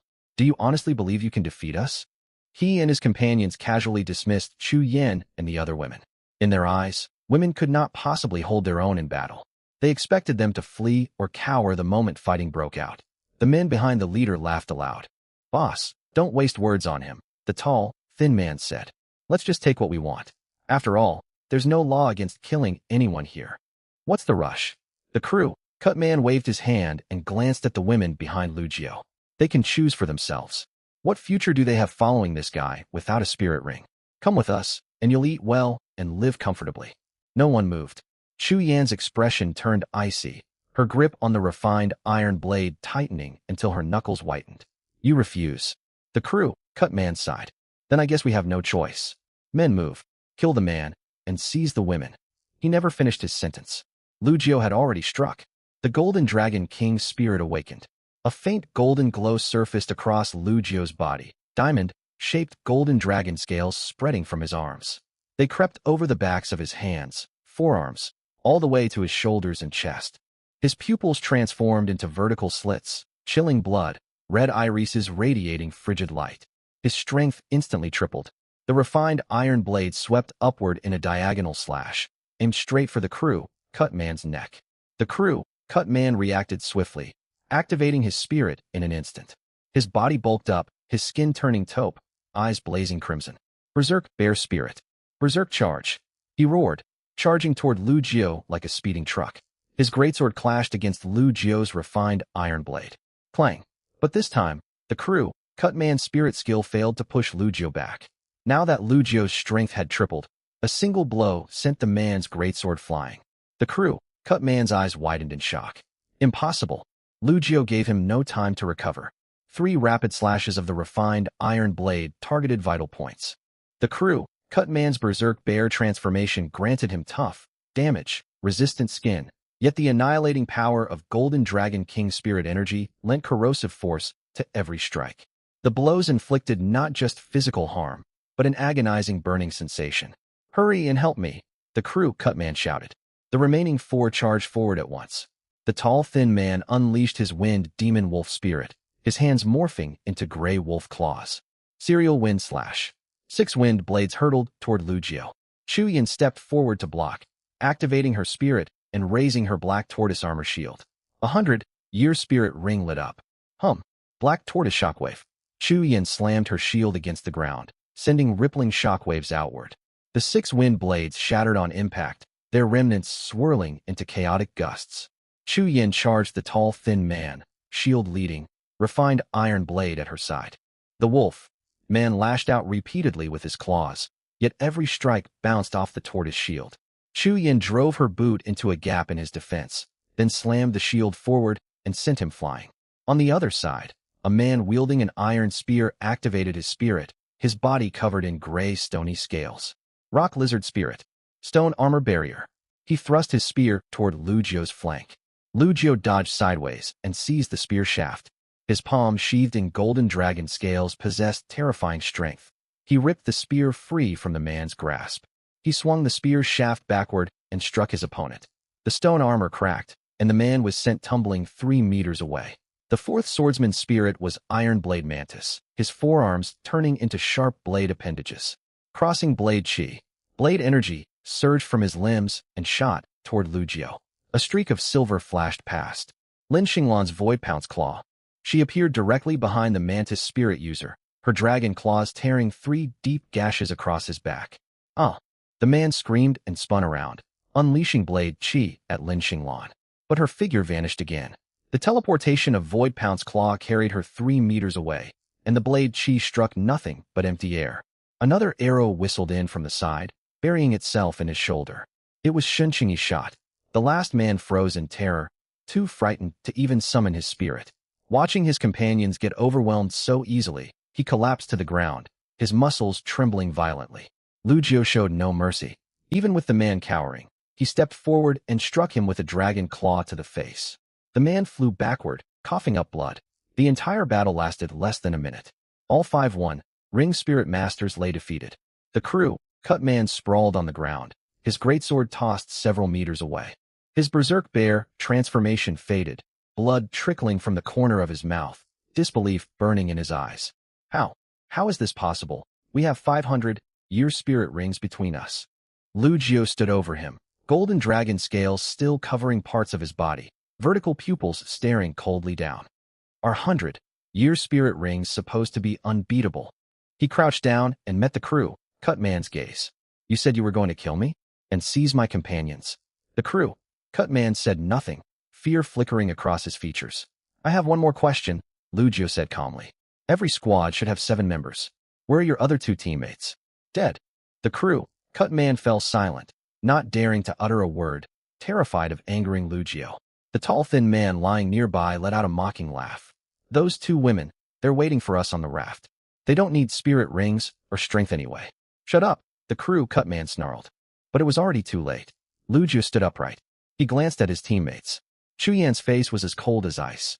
Lin Xinglan wore a blank expression, blood still fresh on her hands. The others glared at the 5 fallen men with unmasked fury. Very well. You can all die now, Lucio said flatly. The crew, cut man's face drained of color. Wait, we can still. Lucio did not let him finish. The refined iron blade fell, warm blood splattering across his cheeks. Player times 1 eliminated. He wiped the blood from his face and turned toward the next foe. Lin Xinglan had already finished off the man she fought. She pulled her dragon claws free from his throat and flicked away the blood without emotion. Chu Yin stood rooted to the spot, staring at the blood splatters on her shield. Chu Yin, Lucio called out. Chu Yin snapped out of her daze. She walked over to the man she had knocked flying, who could no longer stand. Chu Yin raised her blade. Crack. A single decisive strike. Lucio dealt with the remaining 2 men one after another. The last was the one wounded by Shun Qingyi's arrow in the shoulder. He sat on the ground, shaking uncontrollably. Don't kill me. It made no difference.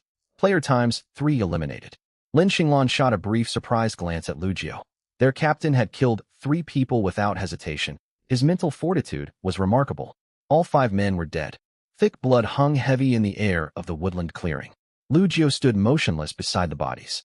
The golden dragon scales slowly receded, and his pupils returned to normal. His hands trembled. It was not fear. The golden dragon king's spirit surged inside him like a newly awakened beast. It rejoiced. It reveled. The thrill of slaughter.